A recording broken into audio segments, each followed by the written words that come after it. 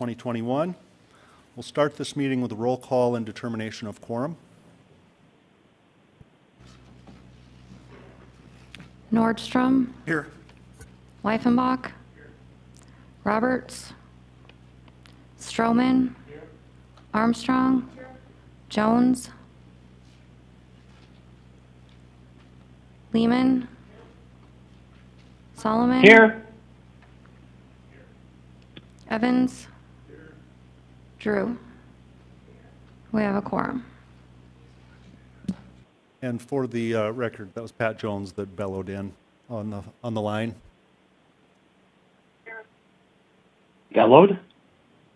Yes. Okay, next on the agenda is the invocation, and tonight's invocation will be from Pastor Ron McLaughlin, and following the invocation will be the Pledge of Allegiance.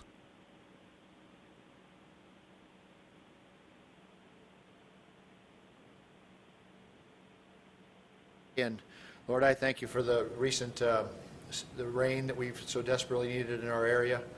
Lord, I'm grateful for where we live. I thank God we live in Rapid City, South Dakota, or the surrounding area. Thank you for those here that are serving on the council. I thank you for the first responders in the room, Lord, putting their lives in danger every day. Thank you for the concerned citizens that are about this meeting as well. And Lord, I just pray for wisdom and discernment and direction, and Lord, for your will to be done, and we'll trust you for that in Jesus' name. Amen.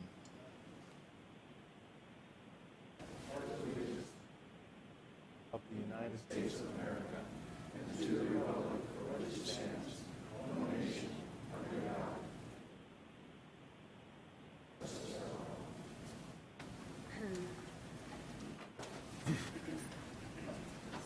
Thank you, everyone.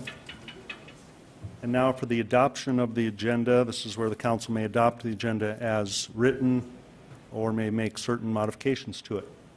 I have a motion by Armstrong and a second by Stroman to adopt the agenda. All in favor? Oh, sorry. We have a member calling in tonight on the phone, so that means our votes are going to have to be roll call votes, which means someone on this council is going to continually remind me every item to do the roll call vote. So roll call, please.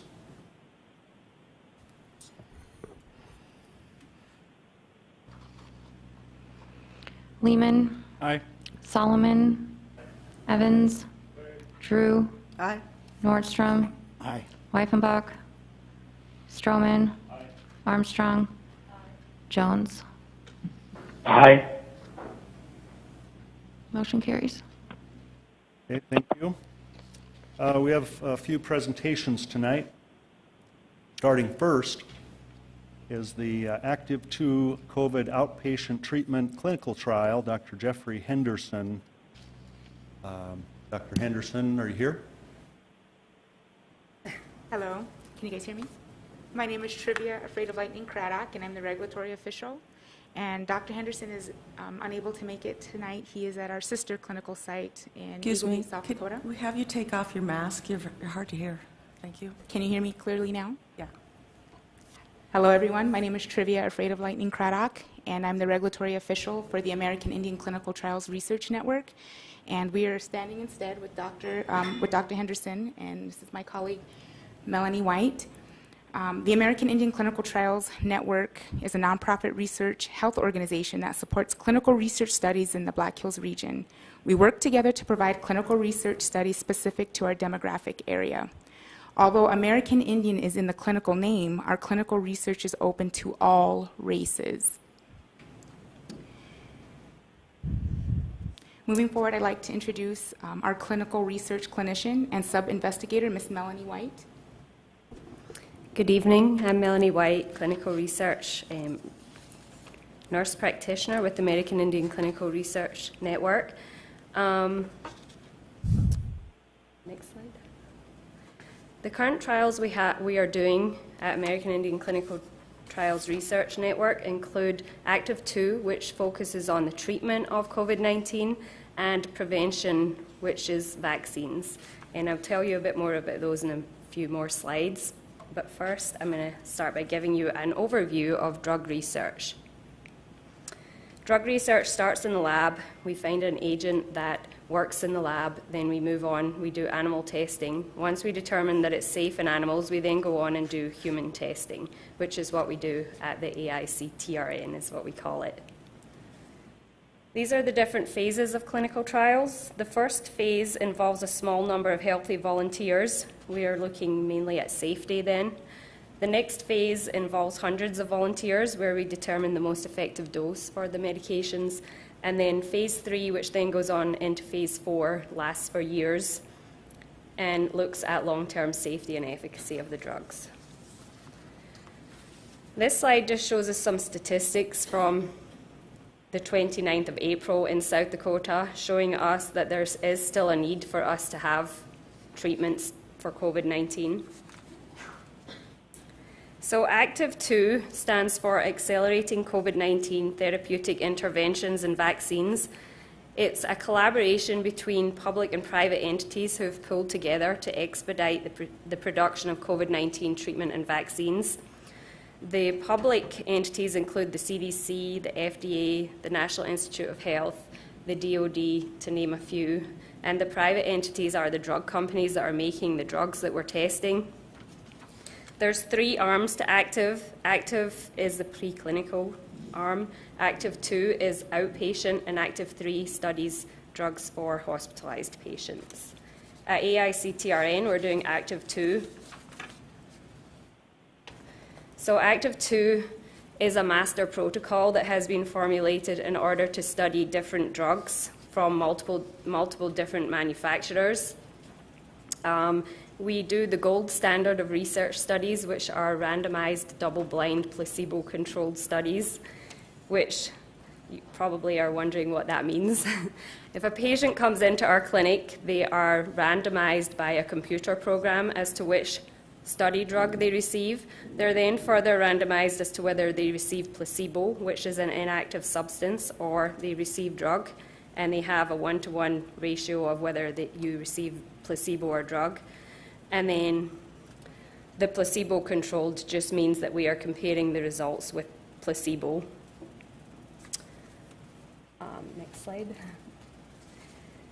Whether the drug is effective or not will be determined statistically by gathering data from the participants in the form of blood tests, testing for COVID-19, monitoring symptoms, and as you can see up there, we have different agents available to be tested. So when a patient comes into our clinic, we'll determine whether they are eligible to be in our trials, and then we determine whether or not they are high risk for progression to severe disease, and that determines which drug they can receive. So you can either be treated with an IV infusion, an IM injection, or an oral agent. And one of the things that is very exciting about this study is the outcome could be that people who are diagnosed with COVID-19 could go to an urgent care clinic and get a course of pills, just like you would get for strep throat. These are the patients that we're looking for to be involved in the studies. They must be over 18, must have been diagnosed or have a positive COVID test within the last 10 days. You can't have had symptoms for more than 8 days, and you have to have symptoms within the last 24 hours. So that's the treatment arm. This study is the vaccine trial that we're about to roll out. We don't actually have the finalized protocol for this study yet, but this is what we are expecting it to look like. This is a vaccine that was developed using the same proven technology as frequently used influenza vaccines that are on the market now. So it makes it more appealing to patients who were more hesitant to take the mRNA vaccines. It is a 1-to-1 ratio of whether you get placebo or whether you get the actual vaccine. We're expecting it to be 2 injections, 21 days apart. And the difference with this study is that after 45 days, we bring everybody back in, and everybody who got placebo will get the actual vaccine. So at the end of it, everybody will have gotten the vaccine. So I'll hand you back over to Trivia, who's going to tell you about our recruitment process and how you can get more information to be in the study. So being that there are 2 clinical trials that we are doing at ACERTN, or the American Indian Clinical Trials Research Network, for the ACTIV-2 study, these are some of our marketing materials. We have a palm card, the front and back here, as you see, and then there's a door hanger. So our recruitment and marketing materials are in the form of billboards, door hangers, palm cards, and brochures. And currently the clinical trial site has 5 locations where our marketing materials are located in Rapid City.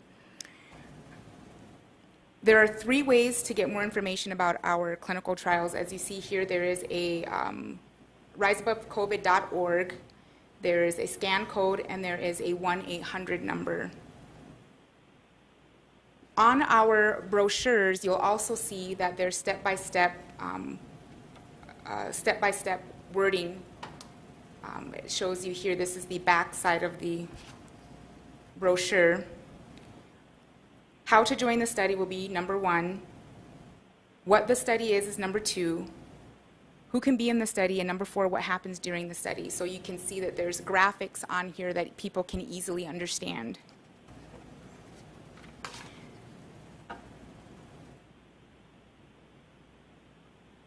And this is our billboard marketing for Sanofi. We're still working on this, currently still working on it, still tweaking it and whatnot. Most likely we're just going to have our Rapid City Clinic phone number and address on it, which is 605-939-3626. Our materials are still in the process of being made, especially with our second trial. And here's some more information about the active 2 that we're currently doing right now. Again, you must be 18 years or older, have tested positive for COVID-19 within the past week, which is, we were shooting for 6 to 8 days. Experiencing at least one of the COVID-19 symptoms such as fever, cough, shortness of breath, sore throat, body pain, fatigue, and headache. Again, here are ways to reach this current study, which is the active 2, which is by the awesome scan code that everybody can use using your cell phones, or riseabovecovid.org, or the 1-877-345-8813 number. Here are some of our references. And our address, our clinical address is on 1717 Meade Street, Suite 100, Rapid City, South Dakota, local 57701, and our telephone number, along with our fax number. If you guys have any questions, I would like to turn it over to our clinician so she can better answer any questions that you may have. Thank you for your time. Thank you both. And the next presentation tonight is Pennington County Housing, Brian Achbach.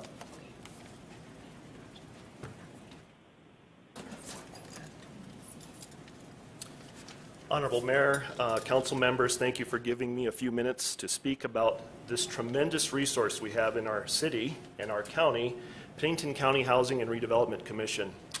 My name is Brian Achbach. I'm pretty much a lifelong Rapid City resident, and I am the executive director of the Pennington County Housing and Redevelopment Commission as of January the 1st of this year. I've been with the Housing Authority for 23 years, and I have after 23 years, I think I still have a passion for the service that we provide to this community.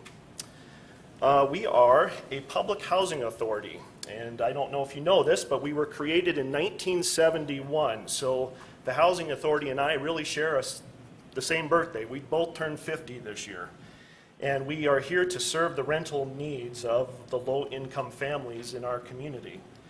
The 1972 Rapid City flood really accelerated much of the work that had begun in 1971, and the Housing Authority ended up being a key partner with the city in the city's recovery after the flood. The Housing Authority has grown over the past 50 years and currently has the capacity to serve 2,066 low-income families, and we inject into the local economy $15.5 million a year. We run 2 major programs. The biggest program we have is the Section 8 Housing Choice Voucher Program. That allows 1,417 families to go to the private market, and we subsidize their rent in those units. So a landlord in the private market would get a portion of his or her rent from the tenant, and they would also get that subsidy from us. Again, that serves 1,417 families. The average income of the Section 8 family is $12,500 a year. That's not much income.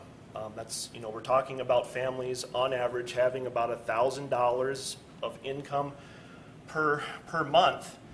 And if the standard, the standard that's been established, is that families should really spend no more than 30% of their income towards their rent and utilities in order to have the discretionary funds to be able to pay for the other things that are important in life. So that means that rent and utilities for these families should really be at $300 a month or less. Our second biggest program is our public housing program. We have 500 units of public housing.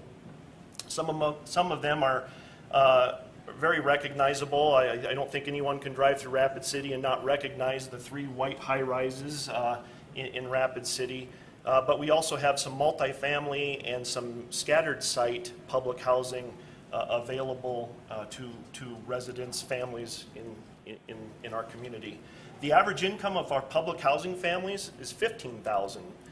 There's a little bit higher income, but it's, again, I think we can all agree that that's not great.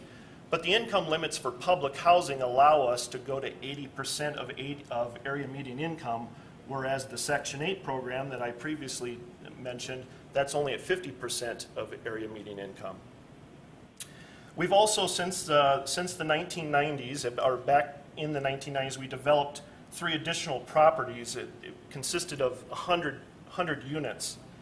And while these properties don't offer any type of subsidies, we have worked diligently and have tried to be creative in keeping the rents low because there's still this need in our community for rents, even without a rental subsidy, for those rents to be low enough so that families have a fighting chance to pay, again, a rent that is sustainable for them. So the income limit, even for those properties that we've developed, is 80% of area median income or less. We, as a housing authority, and myself, I'm currently participating in a lot of community conversations regarding how we can best serve the unmet needs of low-income families seeking rental housing opportunities. As you know, the needs are deep and the needs are wide. What we're seeing in the market with regard to kind of an inflated price of home sales, that's also bleeding over into the rental market.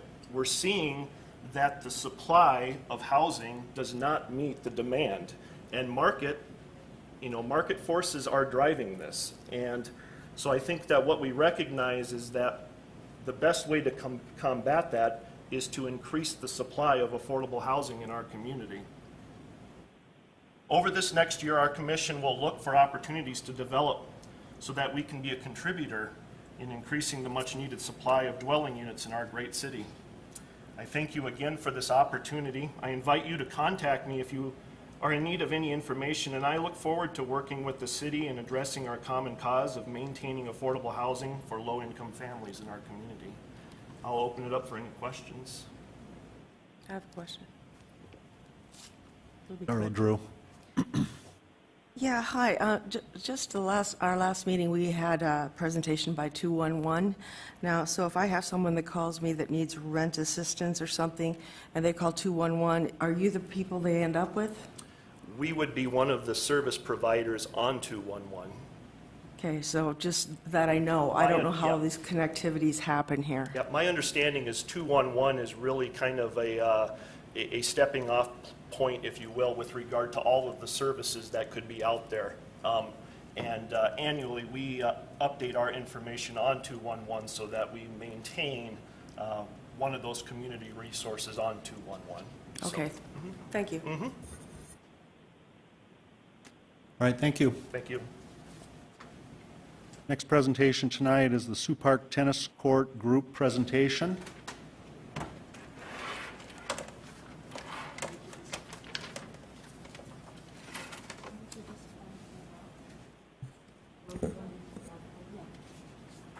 Good evening, Mr. Mayor, councilmen, and women.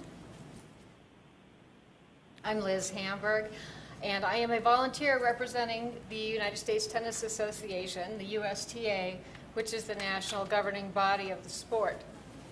The U.S. Tennis Association has 17 different geographic sections, and Rapid City falls into the northern section, along with the state of Minnesota, North Dakota, Wisconsin, and a little bit of Wisconsin, and all of the state of South Dakota. We are headquartered, our section is headquartered in Minnesota on the Vikings Lakes campus. I've served on a variety of committees, sectionally and nationally, and on the board of directors for the past 13 years. I am the current past president, and I'm now serving as the national delegate. I want to thank Dr. Alicia Scott Thornburg, Ainsley Scott, and Bella Scott for this presentation preparation tonight and for the invitation to speak. But I'm here to share some national data about tennis. And these are our national figures. Early in the pandemic, tennis was identified as one of the safest activities to take part in. You're outside, for one thing, and you are 78 feet across the net from your opponent. And people came out in droves during the pandemic. The number of tennis players increased during the past year by 22% nationally.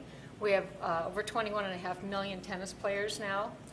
The people that were playing tennis before were continuing to play and play more often, and they were all playing in our parks. The tennis has grown so much in our parks, it is the focus of the U.S. Tennis Association sectional and national leadership right now. Bottom line is that tennis is growing. USTA is focusing on our parks, and that is why the U.S. Tennis Association Northern Section provided a $10,000 grant to the city of Rapid City for the study of the Sioux Park tennis facility. We want to make sure that when work is done, it is done correctly, it's done well, and it's going to be sustainable. Parks are free. They're accessible to everyone. Preschoolers, senior citizens play tennis, and people with special needs are playing tennis. Tennis in our public parks is affordable. Scholarships and grants are available to those who need assistance with instruction or equipment costs. And Sioux Park is one of the best outdoor facilities in our northern section and nationally. With Rapid City as a family vacation destination and with 2 outdoor 12-court facilities, we have a prime location to host summer events for players within our section and for players nationally. The Rapid City has previously hosted national junior tennis tournaments. In 2011, I worked to bid for and we managed our first national junior tennis tournament in Rapid City. We had 120 tennis players and their families from 29 different states. The Sioux Park Tennis Complex serves Stevens High School, West Middle School, the Summer Parks program, the USTA Summer League program, and is free to anyone to play with their friends or family. And so now I want to turn this over to Jason Olson. Sioux Park is his second home, and Jason is recognized by the U.S. Tennis Association as one of the largest and most successful school tennis programs in the nation. Jason. Thank you very much for you guys, the council, for allowing us to be here today. I started playing tennis at Sioux Park when I was 11 years old. Back then, if you don't know Sioux Park, they used to flood it and make it an ice skating rink in the wintertime. And that caused some of our problems from the beginning. We got Sioux Park redone years ago, and immediately within a few years, we started to see that cracks were coming. And we didn't have post-tension back then. We didn't have the post-tension capability back then. When Parkview came, things changed, and we figured out that there was a better way to build these courts. And we put Band-Aid after Band-Aid after Band-Aid on Sioux Park. We had a major reconstruction about 5 years ago, or not reconstruction, but a major, like more than just a normal resurfacing. And they told us it might last 5 years, and we had cracks within a month or two. So it just wasn't working. We knew the land wasn't there. Well, last year when COVID came, our tennis lessons were the largest city tennis lessons that we had, and we didn't do them. I did them by myself, kind of rented the courts, got my kids to work, and we had our largest group of kids playing, and we saw how the courts are growing.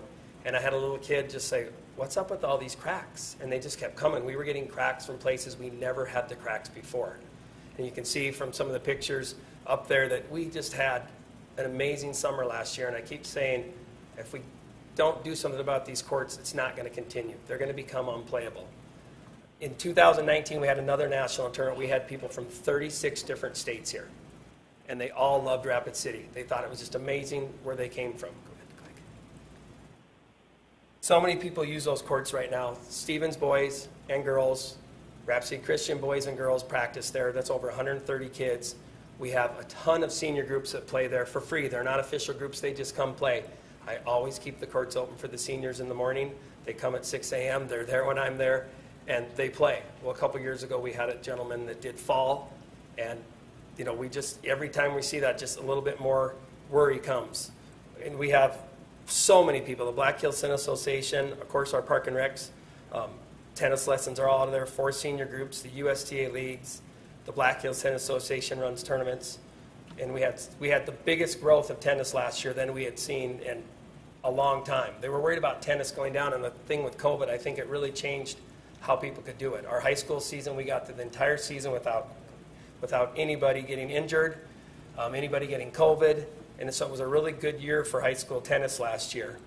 In 2018, the Black Hills Tennis Association awarded 10 scholarships. 2019 were 10 scholarships, and this year we just had a big tournament that I helped run with the Black Hills Tennis Association, a different fundraising event for over $6,000, because there is a stigma about tennis that it's a rich man's sport, and that is so untrue. The Park and Rec are people that just come from anywhere.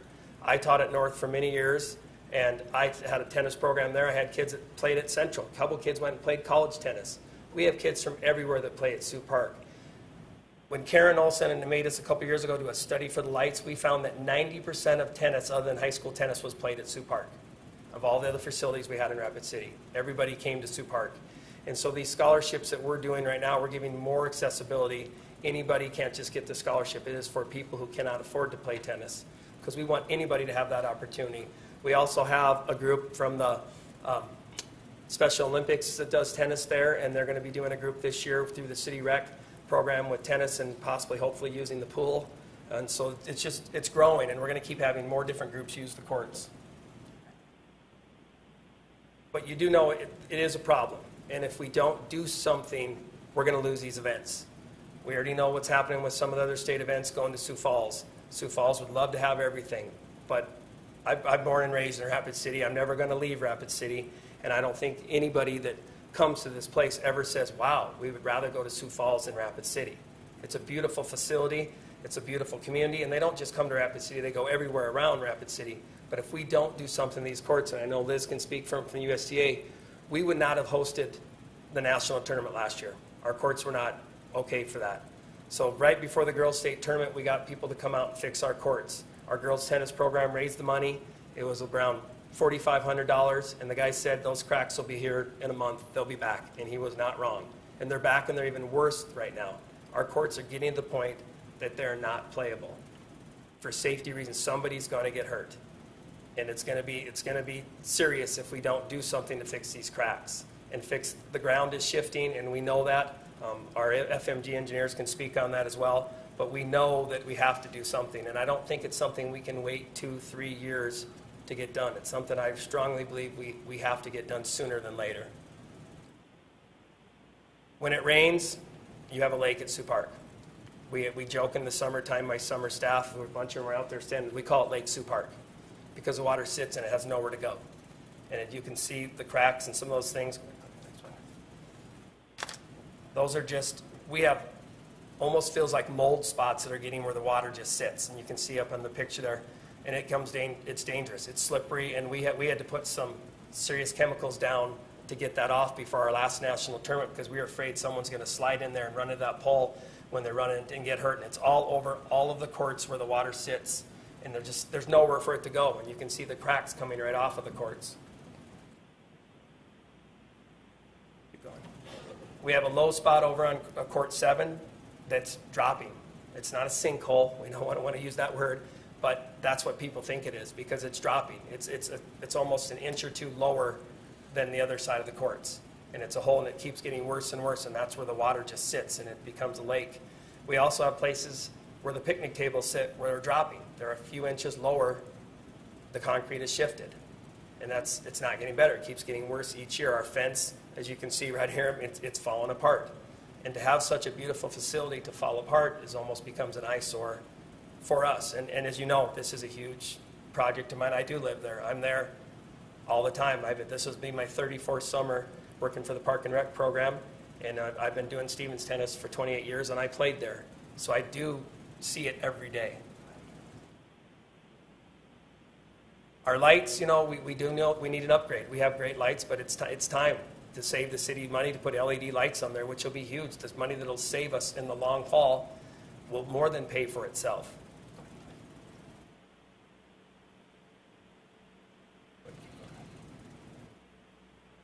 We did have the largest girls tennis team in the section last year. You can see them there. We had 52 girls out for tennis. And we had all those girls came out for tennis. The majority of them, they came out for tennis because of our summer lessons last summer. These were kids that have never played tennis in their life before. They were not country club kids. They weren't playing indoor kids. These are kids that just wanted to learn to play the game, and they came out. I'm expecting over 60 girls for tennis this year, and I think Rapid City Christian had about 30. You know, that for how small their school is, that's a lot of kids playing tennis. We generate a lot of money. The last time we put these courts in, the money that the Visitor Rapid City, the chamber at that time, estimated that we paid for those courts in the first two state tournaments we had. The state tournaments, and with the high school tennis alone, brings in about $2.146 million.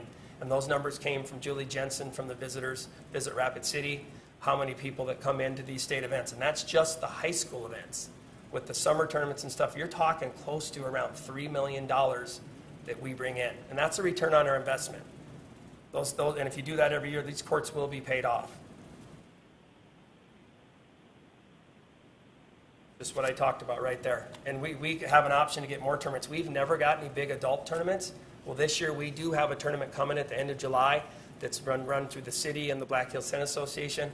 We're expecting to have about $12,000 to $15,000 in prize money and people coming from all over.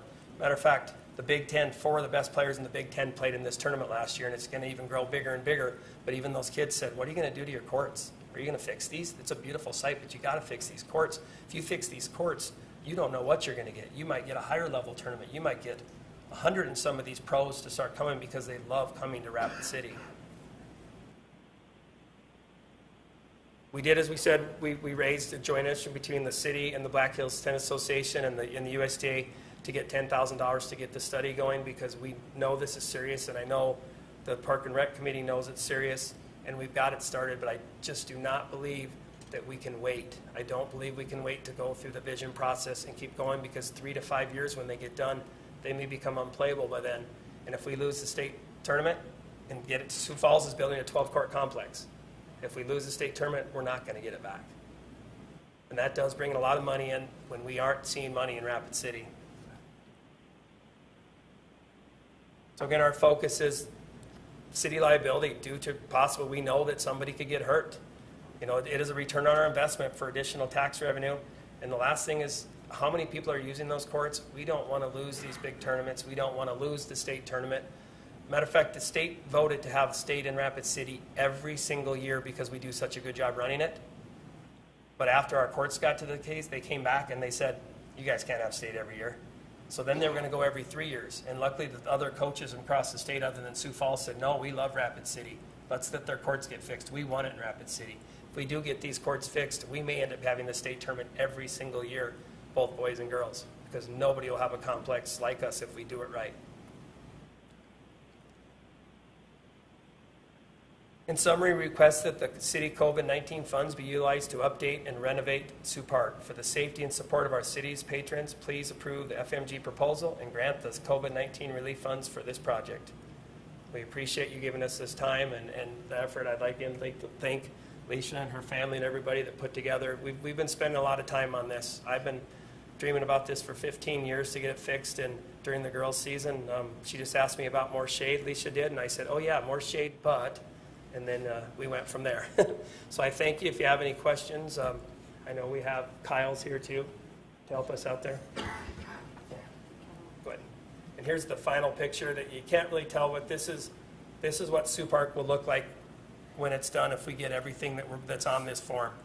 Nobody will have a facility like this. There'll be no public facility maybe other than Orlando's USDA facility that'll be of this quality, which means we might be getting level 1 tournaments, which could be kids from all over everywhere. I mean, we could only grow if we do this right. Thank you. Okay, thank you. There's a few council members that want to speak here. Darla Drew. Thank you. I have been working with this tennis association for a while now, and I thought this project was too important to wait for vision funds. I really wanted to get this in on the money that we'll be talking about in the next couple weeks, and for projects that are going on in our city. If you got $2 million next week, how long would it take you to fix that? Fix the tennis courts?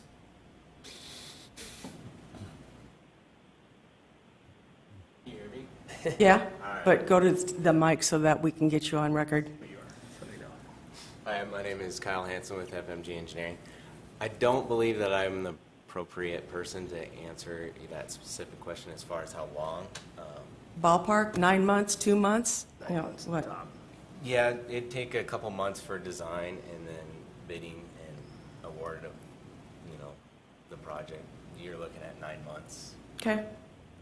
Okay. Well, I just find that it's really irrational that we should fix everything else, and we have let this go so long. I mean, this is a multi-age, multi-gender facility. We have given so much money to the Boys Club, and I mean that by boys sports here in Rapid City, and I would really like to see this project go through because girls play. And we wouldn't let this happen at the rec center, I don't think.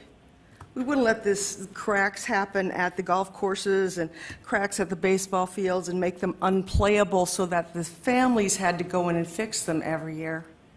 I think that's really irresponsible. It's irresponsible. This is our park. This is our park. This is the city's responsibility.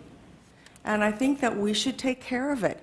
And it brings in a great deal of money, as Jason just said. And it's also the liability that we're looking at here, people. If somebody gets hurt on that, that's us. That's a city. That's not them. That's our city. We're going to be in trouble about that. And we've been putting Band-Aids on this year after year, and I'm not sure why that is. I would like any of those kids that have masks on to come in, please, for just a moment. Come on in. This is what you're looking at, people. This is our future. And if they have some fun things to do here, maybe they'll stay around. Come on in. Okay, you can just fill in right this way. Just walk this way. Go across. Okay. Look at these guys, council. Come on. Keep going. Keep going. Gonna fill it up here.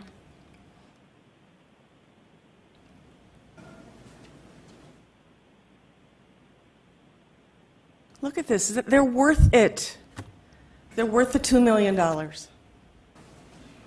They're worth the money to fix these tennis courts. And they cared enough to show up here tonight. Not many young people show up at council meetings. So I thank you, each and every one of you, for being here. It's important, for the city to see your faces when you're young and you're still, you still want to be here. We want you here. And we want to show you that by getting some money into this project. So I want to thank all the people from the Tennis Association and all the young people who play for being here tonight and making this a better community. Thank you, Jason. I yield. Jason Solomon. Thank you, Mr. Mayor. Mr. Olson, you caught my attention a little bit with the opportunity costs on other tournaments that we're not getting, the adult tournaments. Can you talk a little bit about what the possibilities are there?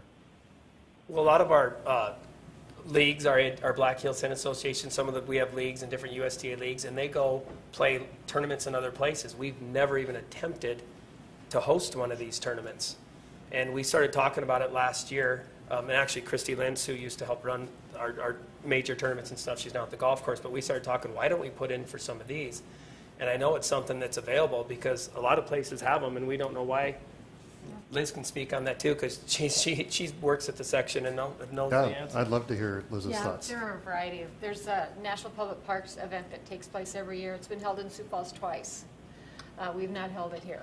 It's certainly something we can bid on. There are national level 3s that are happening every quarter, and we could certainly bid on at least 2 of those because of the seasonality of our courts. There are USTA league team events that take place, both for juniors, for the kids, and for adults that could be bid on through the USTA. So there's a lot of opportunity there. They asked, I'm on the junior team tennis committee for the section. I'm a volunteer on it, and they asked me, wasn't Rapid City bid for it? And I said, we're not ready. I said, well, if we get our courts done, because I told them our meeting, we have Zoom meetings all the time with people from all over the section, which is, Wisconsin and North Dakota and Minnesota and South Dakota, and they said, well, bid for it when you get here, because we've been there. We love Rapid City, and we went to Shakopee, Minnesota came about 15 years ago and played out here, and actually the entire 25 people stayed at my mom's house. She found out the hour before they were coming. But she said, sure, I'll take them if you know my mom. But they loved it, and they said, we'd love to come back. And they said, why don't you bid for it? Because it's always in the cities, because so many teams are there. There was 100 and some teams. A lot of these kids went with us last year. We take them there all the time. They're like, why doesn't Rapid City bid for it?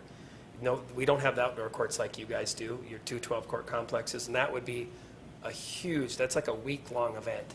And it would bring a lot. So we have options, that we can do, but the adults are something, we have a few adult tournaments in the summertime, and the one that Matt runs there, and I'm going to be helping with this year. Again, we were great, successful tournament last year, going through the COVID time, and now we've started like a tour. There's a tour of these kind of smaller pro tournaments, and we're one of the destinations for it. Sioux Falls, Rapid, Fargo, and Bismarck. Yeah, those are the 4, and they're going to all go around, and our tournament gets bigger and bigger. We're trying to build it up because we want people to see what we have, but we want to have the facility to be able to bring them in for it. When folks think of Rapid City who are not from here, you want them to think play and fun. That's why people vacation here. That's why some of us live here, because I just want to have fun all the time. So I think it's important to protect our asset, and that's what we have with Sioux Park. That real estate that we have there and our investment in there is worth protecting. I do believe that. I will say this, I'm pretty open to this so long as we take care of our police and fire. That's my big thing as we look at our funds. You should just know we have to prioritize things, and we need a fire station 1 downtown and police precinct on the west side serving the south side. Those are important things. But if we can take care of those essential things, this is a great investment that helps people of all walks of life. I appreciated you pointing out the fact that tennis can be branded in socioeconomic terms. Having been one of those kids who grew up without a lot, I did play tennis, not very well. I should take lessons from you. But as long as I had a racket that I got at a rummage sale, I could play tennis. I just needed a friend, and somebody to play with. And that was always really pretty cool. So great job for you to all these years of all the kids that you've coached and taught. Very impressive. Your reputation precedes you. You made an impact. I know you'll continue to do so. So anyways, I'm open to this project so long as we take care of our essentials.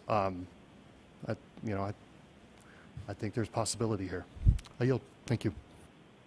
Ron Weifenbach. Thank you, Mr. Mayor, and I concur with some of what my council members say, and I think that it's obviously a worthy project, and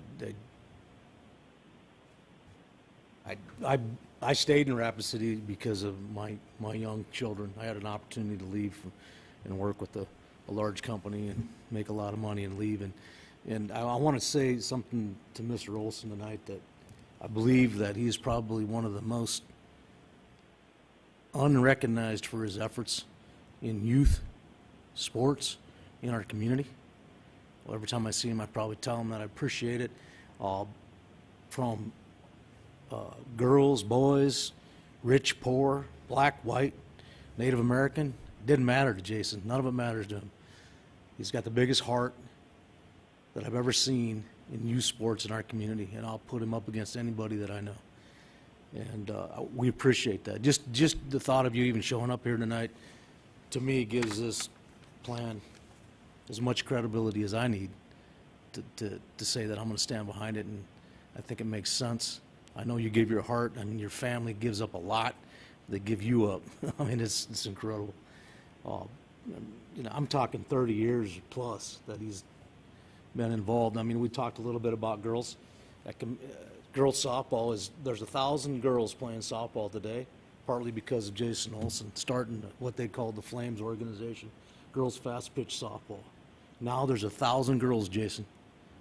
1,000 girls playing on those fields over there now, just because of your vision of what you've seen in youth sports in this community. And I just can't say enough about that. I think that your payback is when these kids come back to you and say, you know, thank you, we love you for what you did for us. You gave us a chance. I mean, yeah, is there a lesson to be learned? I think a lot of coaches, a lot of people that deal with young people in the community could learn from you if they just watch you and emulate the things that you do for our community. The tennis courts are, you know, $3 million versus what you've done for our children in the community, from North Rapid to West Rapid to everybody in between. Is just remarkable. I'm very appreciative of what you've done for our community. It's makes me proud to be part of the community when there's people like you here. And I know that doesn't attest to what we're talking about, but I'm just saying I believe in you enough that I believe this is a good cause. I think at some point the council's going to have to come to some sort of conclusion on how they want to fund it. It obviously needs to work, and there's people like Alderman Drew had alluded to, girls, boys, rich, poor, whatever, getting over that hump of realizing when I was a kid, thinking that I could never play golf because, you know, I'd have to go out and try to find my next dinner sometimes, you know, and I just, you know, I could never even imagine playing tennis. But today, you've bridged those gaps. You bridge those gaps in basketball. I remember going to North Junior High, watching you coach relentlessly, taking these kids, driving them, and then even taking them on trips to other countries and things. I know this wasn't the time, but I wanted everybody here to hear it. Thank you. I appreciate it, and I'm gonna yield to the rest of my colleagues. Just let you know I'm behind you, Jason. You're not one of those guys that comes here with a faint of heart looking for a handout, so I appreciate it. Thank you. Thank you very much. Richie Nordstrom. Thank you, Mayor. I see Mr. Grasby is in the audience. George, if you don't mind assisting these people on how we did vision funds in the past. You served a couple of terms on the vision fund. What I'm looking for is some way, somehow, to support this group. I think you have the skills that would be able to help these folks make a presentation to us on the City Council when we get a chance to review all of these topics. And I'm a return on investment person, Mr. Olson, for your research, if you will. If you can have those numbers readily available for us, and if it's Julie Jensen that's putting this data together for you, kudos, and because she's very trustworthy on the information. But if you can get that numbers in writing for us, I would really appreciate it, because I'd like to see the return on investment. This is a good sample of what you gave us here tonight. I see we have another Air Force person here in the audience, and I want to thank you for your service and being a participant with the assistance with this group. And I can't say enough about having adults involved in helping out the students as well. So thank you very much for all of that. Speaking of the fun aspect of it, I used to do a lot of dancing, and I understand what it's like to be on a very poor dance floor. And I can understand what you're going through on a tennis court that is not very playable. So you've got my attention, and if I can find a way to fully support this, I am on board with this. So again, thank you, Mr. Olson, for bringing this to our attention. Thanks. Thank you. Appreciate it. Greg Stroman. Thank you, Mayor. I just want to echo what my colleagues have said. I'm in complete agreement with it. Everything from protecting a city investment and making sure that we're maintaining our assets to the kudos to Mr. Olson. There's just so many positives here. and I don't want to let this opportunity get away from us. So I'm in complete agreement with this and fully support it. Thank you. Okay, thank you for your presentation. Appreciate all you being here tonight. Great, thank you.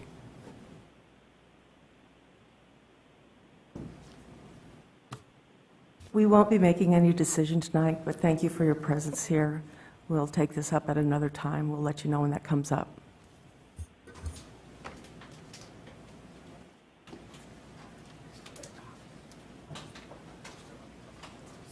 Okay, next is our time for general public comment.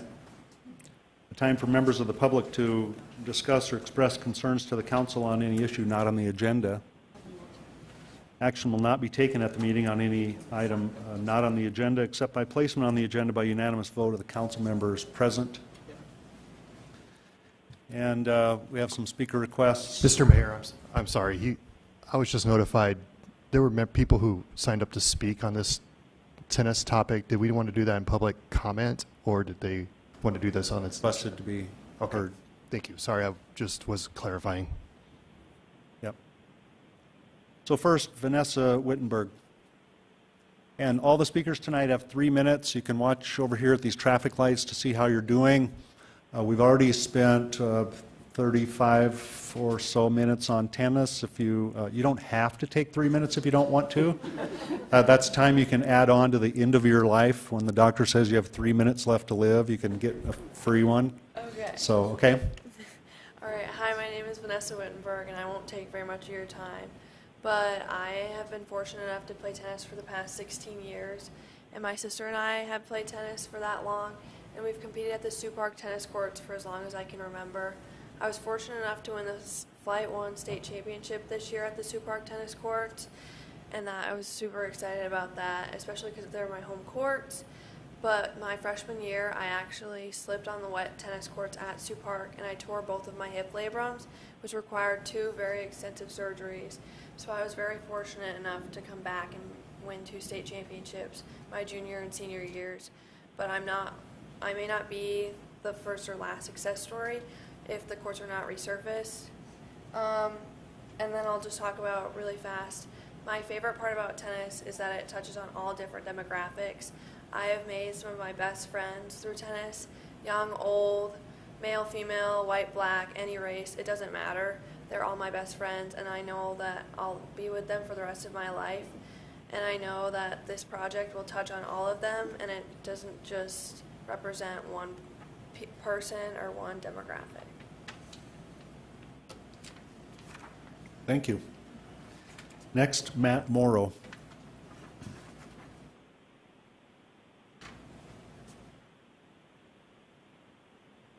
Hello all, thank you for having me. I know that Jason alluded to that I'm the tournament director for the money tournament here in Rapid City. It's the Midland Scientific Open. I wanted to talk a little bit about the benefits that it brings. These are some of the best players in the world coming to our tournament, and it's a benefit to having Rapid City on the map. We are a destination location, and I just wanted to reinforce that we have a lot of opportunity to grow this tournament. We are considering making it, an ATP level event, which is putting professional points on it, which we'd be getting the Roger Federers of the world here in Rapid City, which would make it a big spectator sport. There's a lot of opportunity for us to grow these tournaments and to create opportunities at the junior level as well. So the financial benefits of resurfacing these courts and making it the best facility in the Midwest, maybe in like the northern half of the U.S., would be something that we could really, really benefit from. The other thing I'd like to mention as a provider of tennis and as a tennis teacher, since we have the pandemic on our hands and youth have to still progress and still have to get some sort of physical exercise and being able to just develop physically and mentally through sport and exercise. Tennis has been a great avenue for them to be able to still progress, even though that physical contact is being really limited at this point. That's a huge advantage of tennis, and you know, having tennis in the community and what Jason's done with his Parks and Rec community. And I think it's a really good deal what he's been doing. So those are the two opportunities that I wanted to have, and I know that we're short on time, so that's all I have to say. Thank you so much. Thank you. Chris Grant.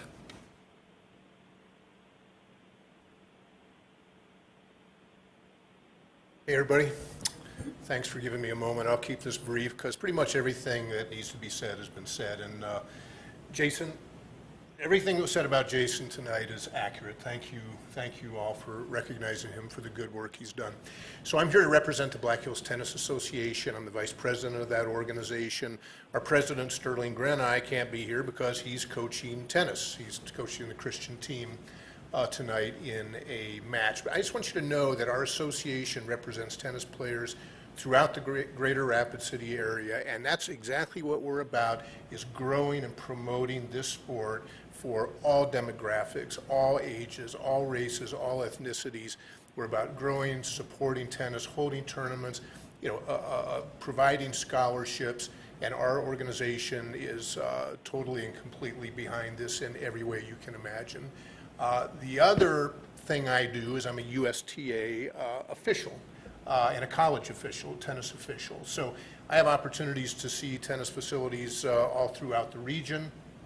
And I want to speak to this issue just very briefly again from a safety standpoint. So when you're on the court officiating a tennis match, you get an opportunity to see the players very close up. And there are some danger aspects to this in terms of, you know, shifting surfaces and pooled water and wet spots and other issues on the surface that we need to be concerned about. I'm concerned about as an official, and I'll stop a match if I feel the players are in any kind of danger. And you know, unfortunately, Sioux Park is approaching that, where I would make a ruling that this court or that court is simply unplayable, and that's of course going to have an impact on the tournaments we bring here, which of course ties to the revenue issue. So again, I want to be respectful of the time here. Just let you know our association supports this endeavor completely, and we'll do anything we can to step up and back it. So thank you very much for your time. Okay, thank you. Teresa Postma. Did I get your name correct? You did, thank you. Hi, I'm Teresa, and yes, I did play basketball, but I started playing tennis when I was 47 years old, and it's a sport for all ages. I've been coaching the Rapid City Christian Girls program for the last 3 years. I'm a member of the Black Hills Tennis Association. I'm a member of their leagues, and I'm a player and a coach, and I love everything about tennis, and I love the people that I'm with. I would like to just be the voice of some of the girls from my team, from our program tonight, as they're not able to be here or they're just kind of shy. One of them is not, though. This is from a tennis parent.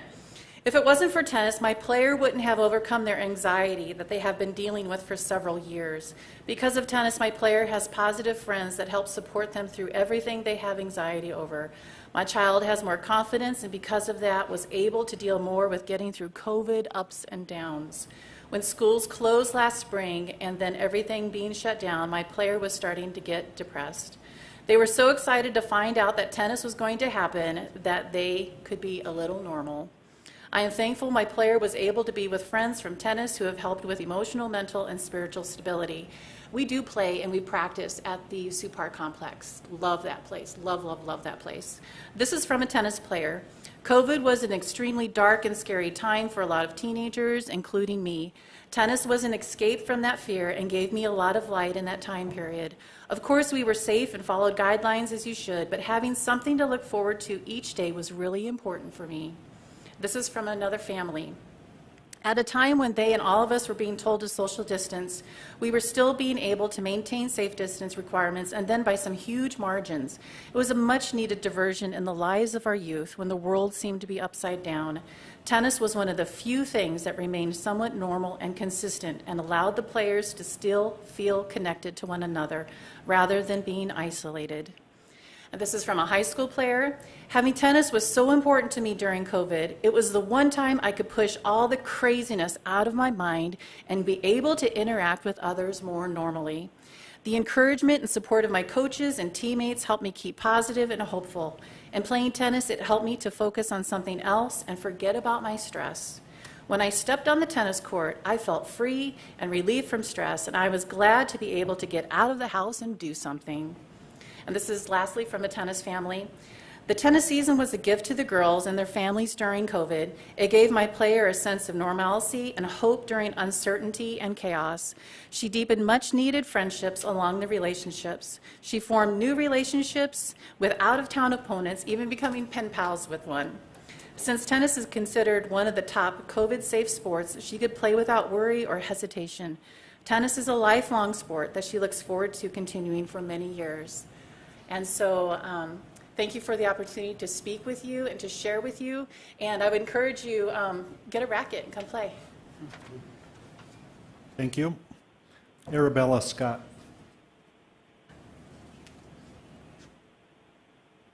Hi, I'm Arabella Scott. I live in Rapid City and I've been playing tennis for 10 years. Tennis has always been a way to get healthy exercise in, and since it teaches mental toughness, it's helped me with my schoolwork and confidence, and it actually helped me make good decisions under stressful situations, an example maybe being tonight. And I've been able to meet new people through tennis from different states, different parts of the state. It's helped me meet new friends when I feel like I wasn't able to meet anyone because of COVID. Knowing I was always able to go to Sioux Park tennis courts was always very comforting because it helped me feel less isolated. When other teams come to visit from maybe other states or different parts of South Dakota, I've always been proud of our facilities, and it makes me proud of Rapid City when people come to play here and love to play here. And I hope that the city makes the improvements necessary to continue to keep this amazing facility running and safe for everyone who wants to come play. Thank you. Thank you. Good job. Next is Annie Busler.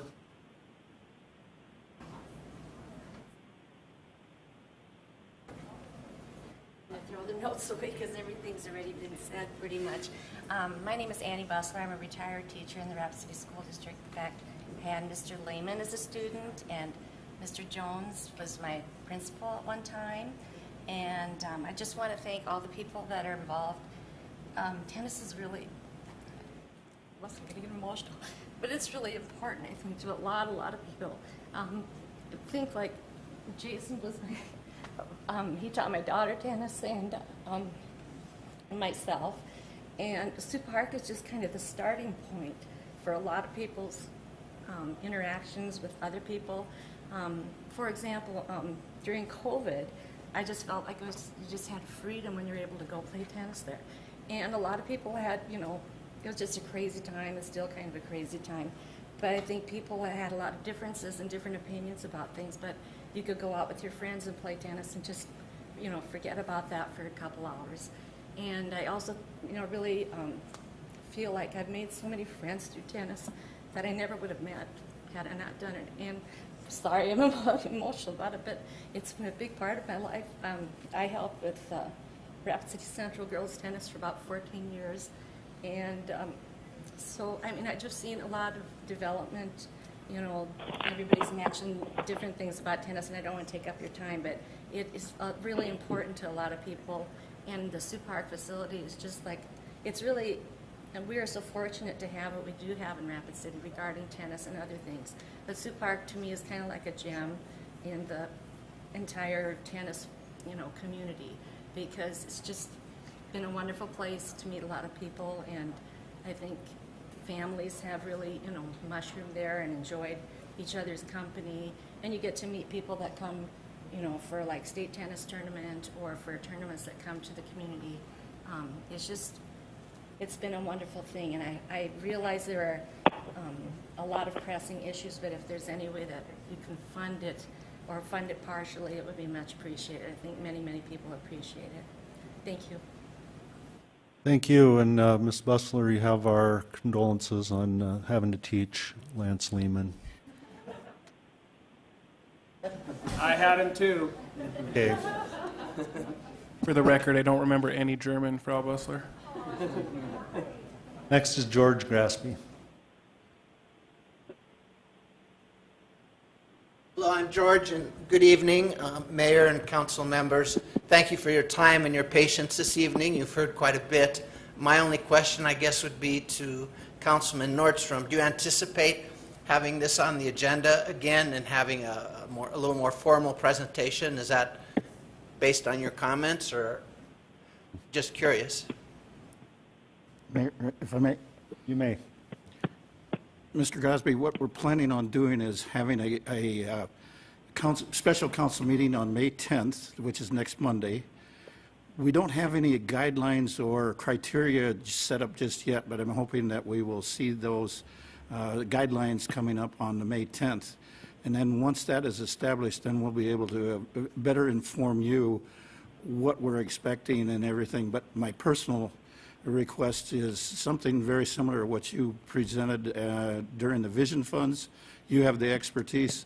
And then also what I'm interested in, when the opportune time comes to us, is that I'm interested in a return on investment. So I think for me, that's two key factors. And as soon as we get those guidelines, we'll make them public, and stay tuned. Thank you very much. Appreciate it. And George, I would clarify too that the May 10th meeting is when we'll see Rapid City Department directors present to the council on city issues such as infrastructure and city buildings and that sort of thing. And then I imagine there would be a subsequent meeting where other requests, say for example, council priorities would come forward. So stay tuned. We're putting it together as we go. Thank you. Okay, and the last speaker request is Hannah Beckloff.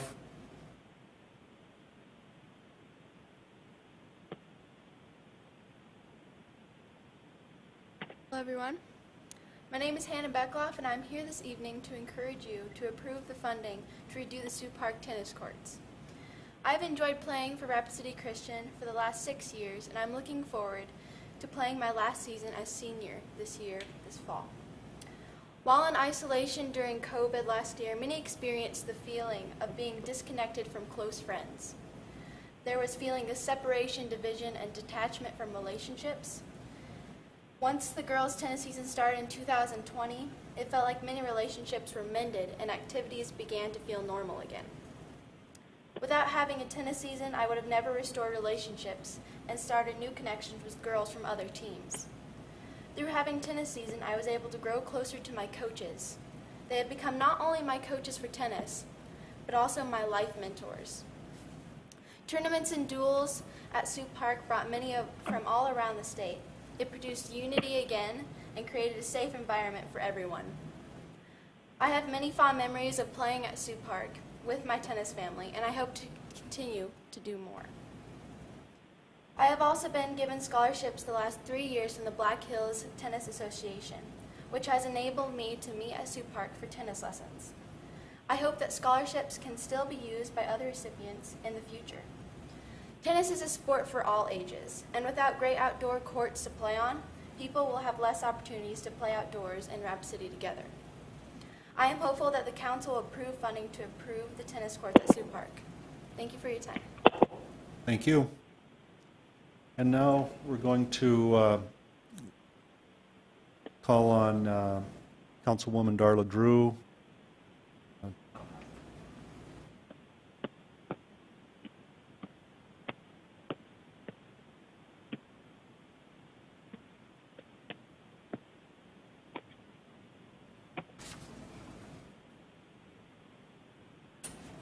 Thank you, and I'm not going to speak about tennis, so you guys are pretty scary looking from down here. So I'm here to talk about the Radiatrics book drive that's going on right now.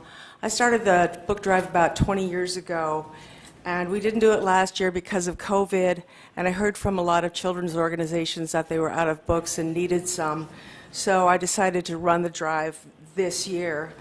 It's been very successful. We've probably raised over 175,000 books for children in need over the last 20 years. But of course, like any good thing, I haven't done that by myself. It took the help of a lot of different groups that raise books every year at their facilities. That includes the library, the Doll, Books A Million, the Cave Collective, every Black Hills Federal Credit Union location, and Fire Station Number 1 came on in 2019, and they were very, very helpful. These books go to children that can't get books where they are. You know, we live in Rapid City, we can go to the library, maybe we can pick up a book at BAM, but these children, even though their library might be available at the school, their home life is so chaotic, they don't feel that it's safe to bring a book home because they don't know if they can get it back. So this is a source of books for children to take home. It's not to build a library anywhere, and they've gone home for over 25 years to find a new home. The cool thing about this is I don't ask for money. I ask that you go through your closets, and where is that sound coming from? I don't know. Anyway, whatever. I'm not asking for money. I'm asking for you to go in your closets and look at your books that your kids left when they went to college or have just simply outgrown, and find those books a new home. Repurpose those books. I'm looking for books with that are gently used or brand new, and I can put them to good use. The drive will end on May 15th, and so I'd like all of you that have time to go through and look at those books that are in your home and decide if they really need to stay there or if they could be repurposed to a child that is really in need of those books. Because bonding over reading a book is one of the best experiences of childhood. If you want to donate, you can donate at any of the locations I mentioned earlier. And if you want to find out more, go to Rediatrics.org. Thank you.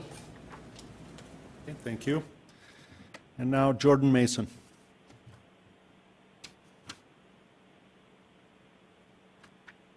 Thank you, Mayor, Council. Again, Jordan Mason at 6503 Susan Lane. I'm here tonight to simply go over a timeline and facts regarding home rule because I want it to be clarified. I've also handed out a letter that was written to you specifically on November 12th of 2019 by Mayor Allender because I believe that you should hear it from the horse's mouth. December 16th, Mayor Allender introduced the Home Rule Charter Committee, describing it at 1 hour, 8 minutes, and 40 seconds into that meeting as, and I quote, a citizen committee who will spend the next 6 to 9 months, I want to repeat that, 6 to 9 months investigating the option of a Home Rule Charter. In addition, the item was described on the agenda as a committee to, and I quote, examine the pros and cons of the Home Rule form of government, end quote. And it was later, and I quote, tasked with providing a summary of findings and giving a recommendation concerning home rule, and I want to emphasize this very clearly, during the 2020 calendar year, end quote. February 3rd, 2020, Mayor Allender signed a contract with USERA Consulting LLC based on a proposal for the meeting facilitation for an amount of $27,000. I would point out to you that under Rapid City Municipal Code 3.04.090, that the mayor, and I'll quote this, the mayor or any department or director may approve and sign a purchase order or enter into any contract on behalf of the city without prior approval by the Common Council for the following expenditures. Supplies and services are for an amount less than $25,000. I would point out also that that proposal that capped it at $27,000, which brings it $2,000 above legally authorized, that they spent $33,575 was paid to USERA Consulting. On May 4th, Home Rule Committee members were appointed to the committee and convened by this council. By December 2020, People's Rule formed.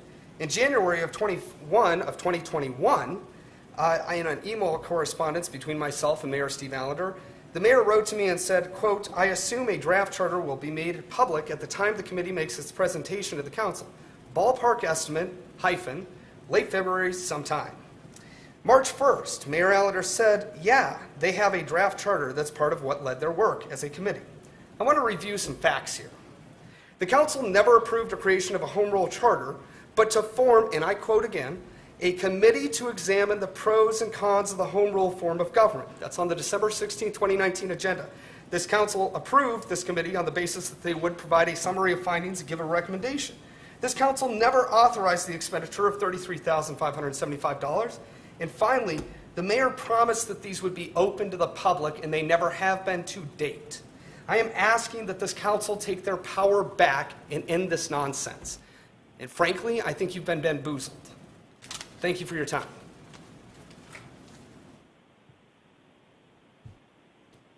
Okay, moving on. Non-public hearing items, items 4 through 55. There are no public comment requests on these items, so we won't have a public comment period. So that'll take us to consent items, items 4 through 45. We'll go to Laura Armstrong. Yes. Mayor, I'd like to pull number 17, please. Okay, item 17. Are there other items the council would like to pull off for separate consideration?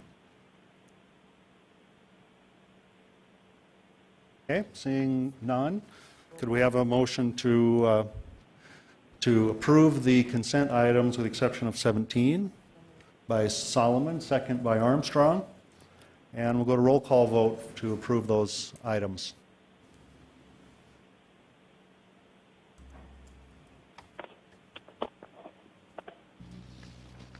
Stroman. Armstrong. Lehman. Solomon. Evans. Drew. Nordstrom. Aye. Weifenbach. Aye. Jones. Aye. Motion carries. Okay, thank you. You are the last party in the conference. You will hear silence until the conference begins.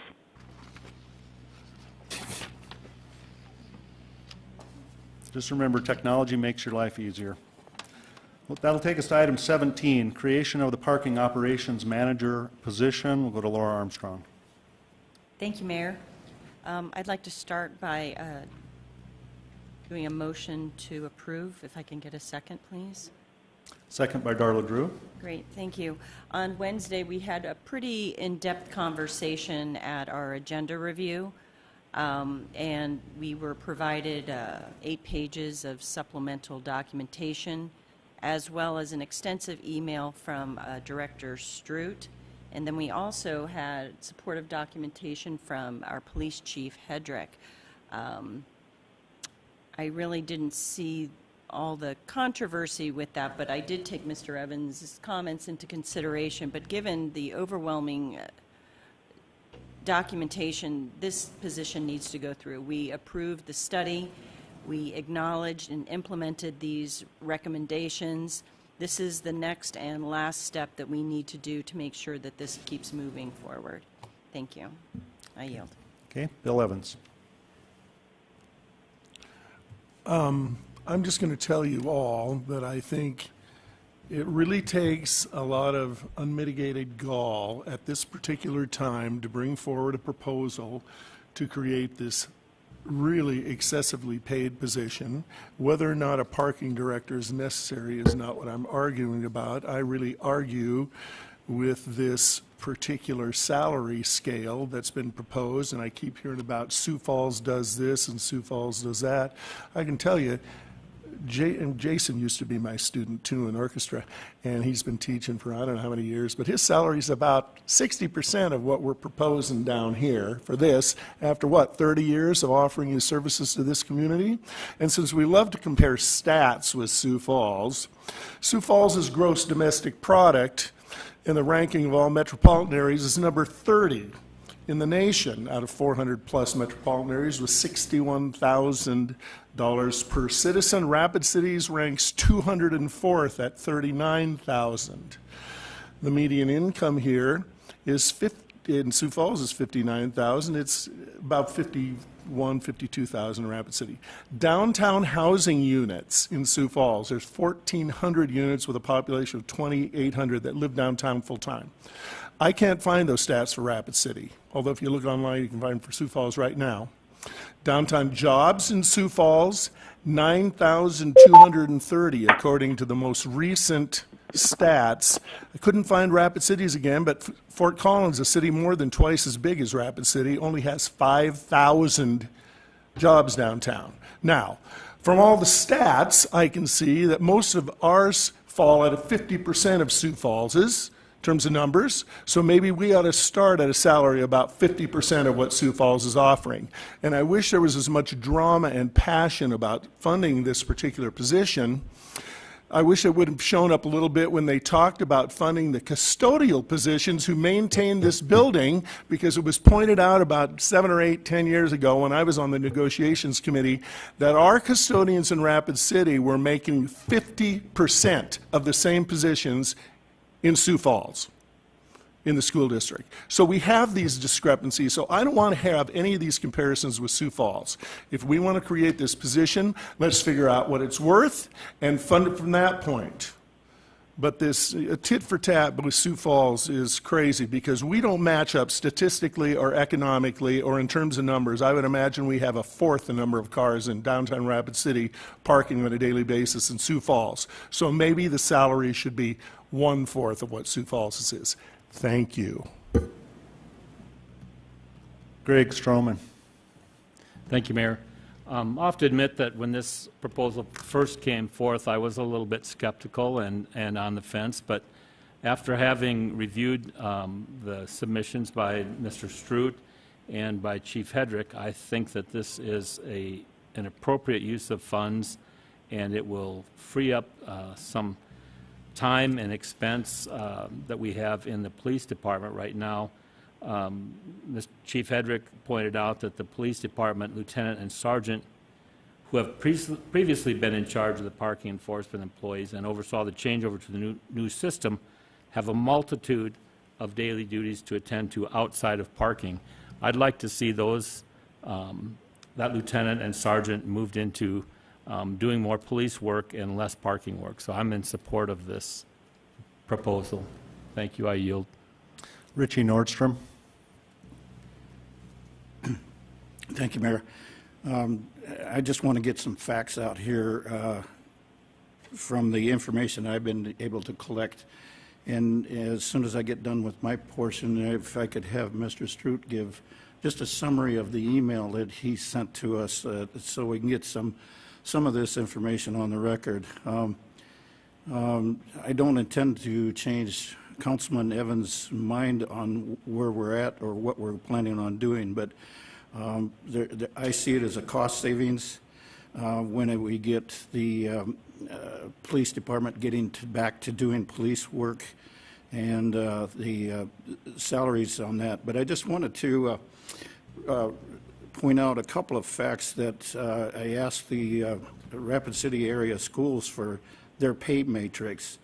This lines up to something very comparable, and I'm not saying it's job for job or apples to apples, but the administrator and technician placement on their grid, it's called the ASBU, is on a level 3, and their starting pay is at $65,000. It's not equivalent to what the teachers make, and if a teacher is on their pay matrix on their Appendix A, and they have 6 years of experience, then they get $50,000. And if they have 0 years of experience, then it's $40,000. I won't argue the fact that it is underpaid on the teacher side, but that shouldn't set the pace or the example of what we need here in Rapid City.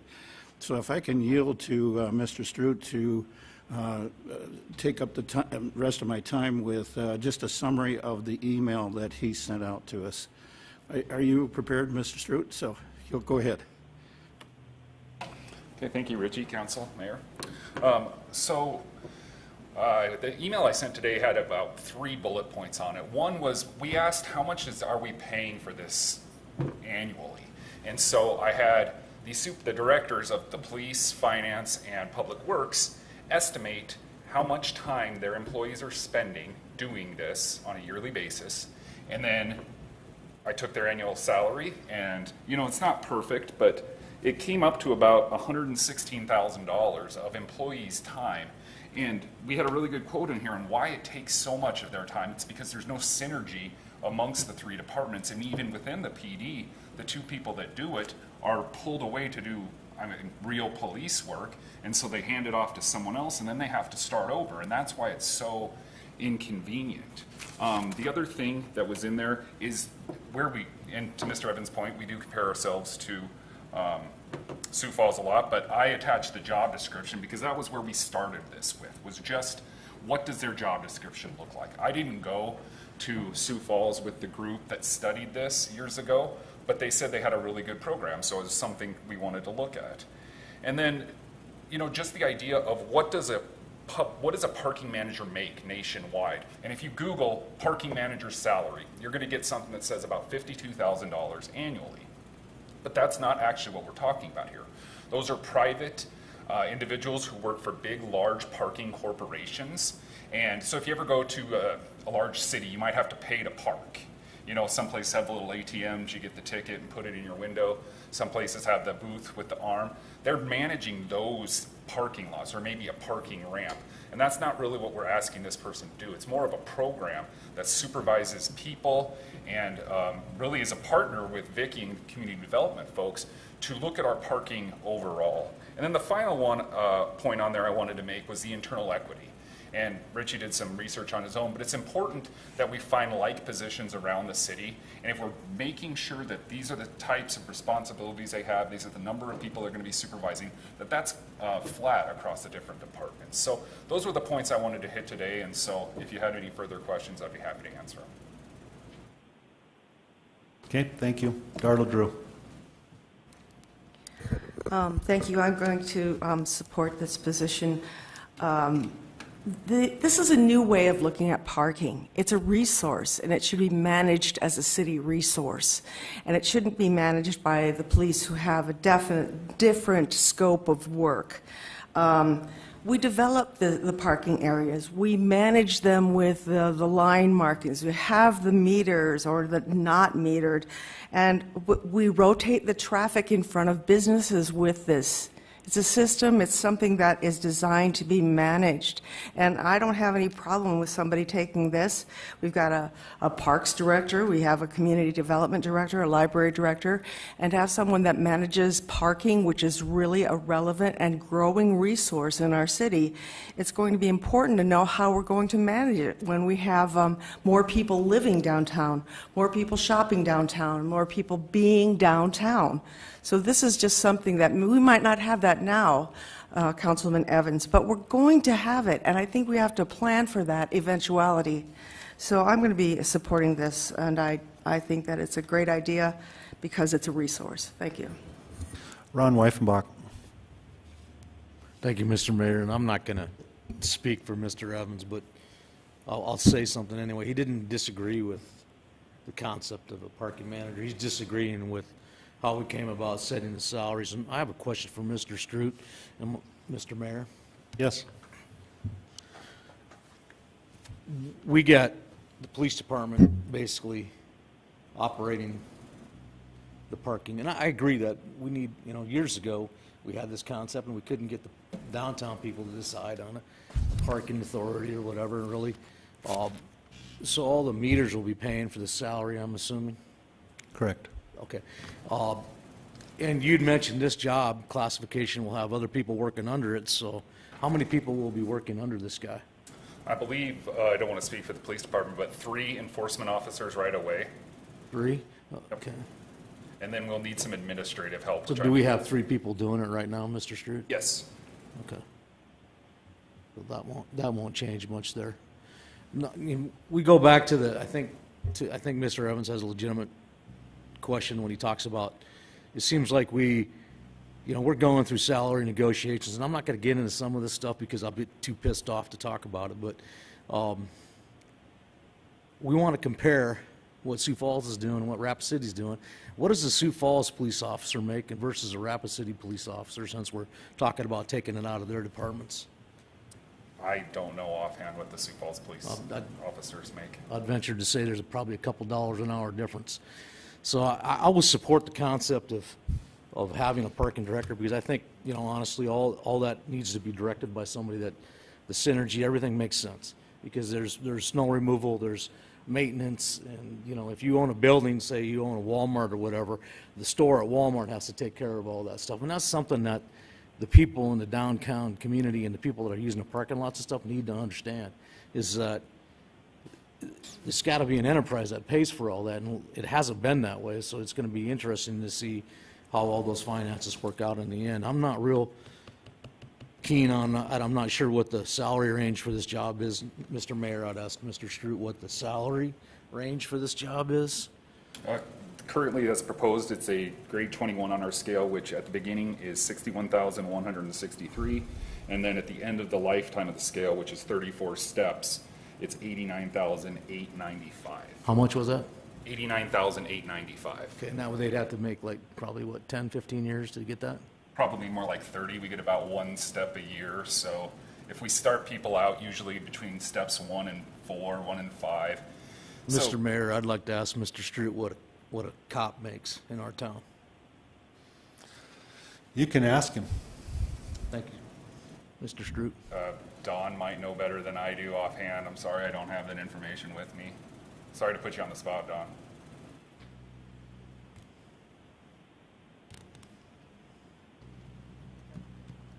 You're burning up my time, Mr. Hedrick.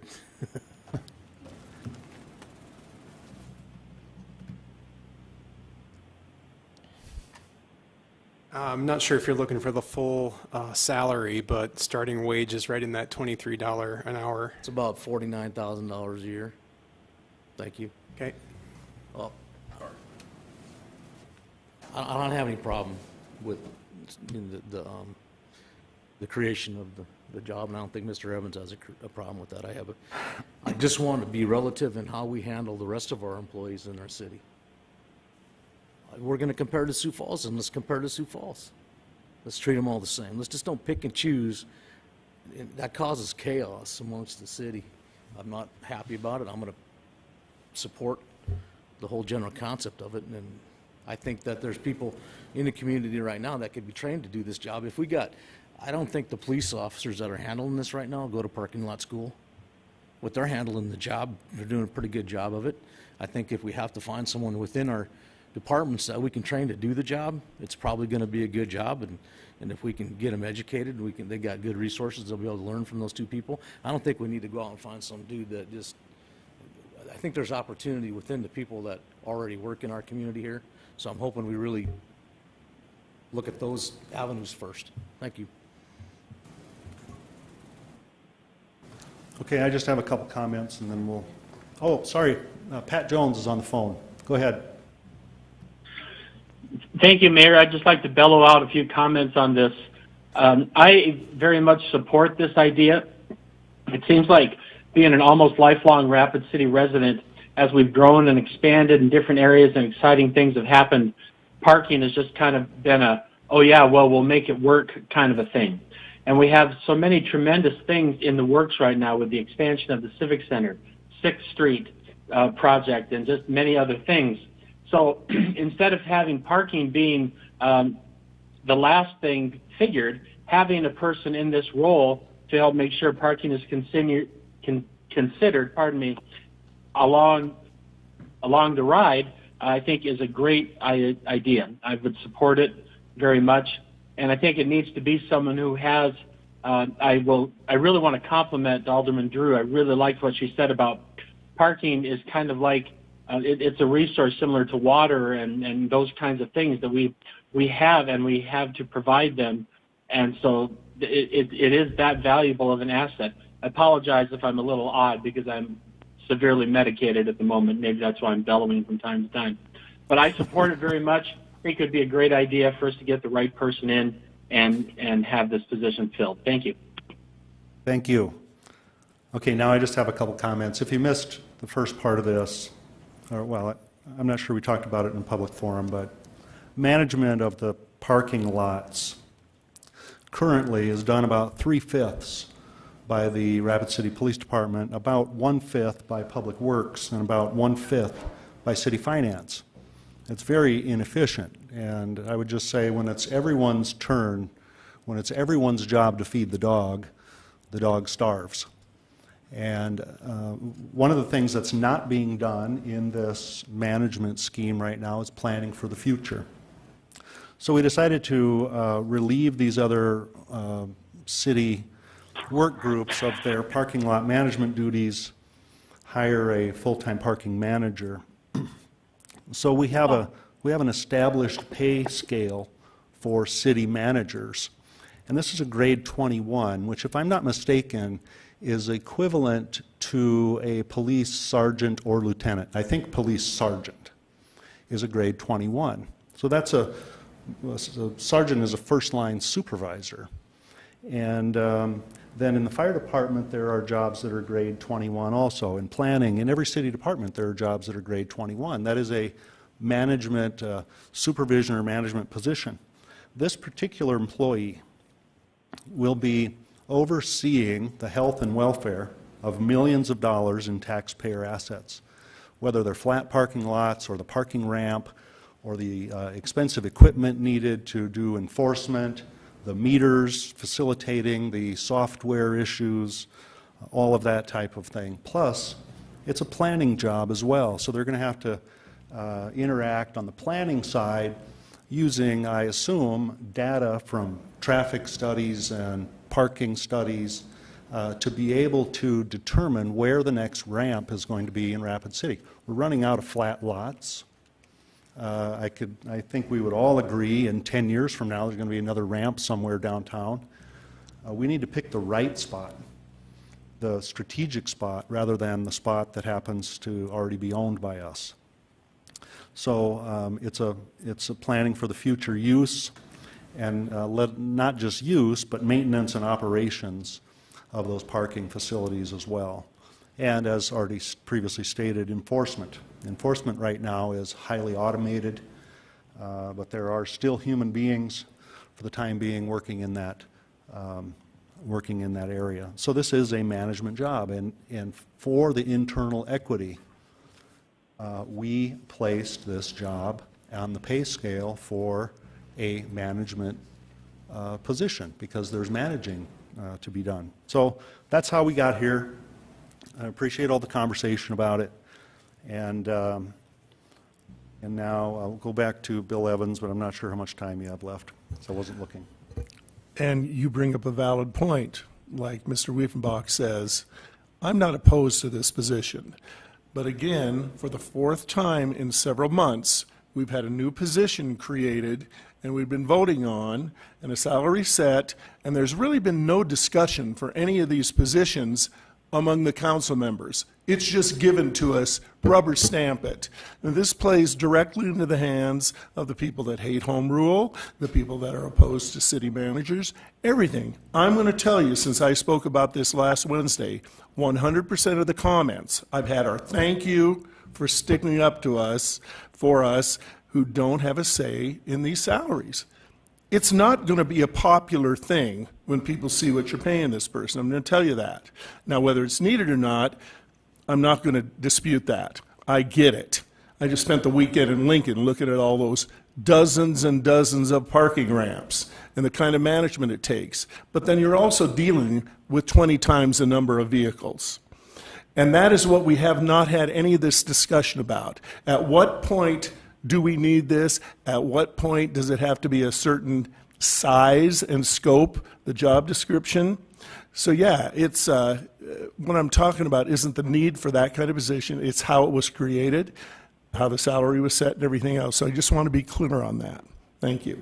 Okay, the motion on the floor is for approval, and we'll go to roll call, please.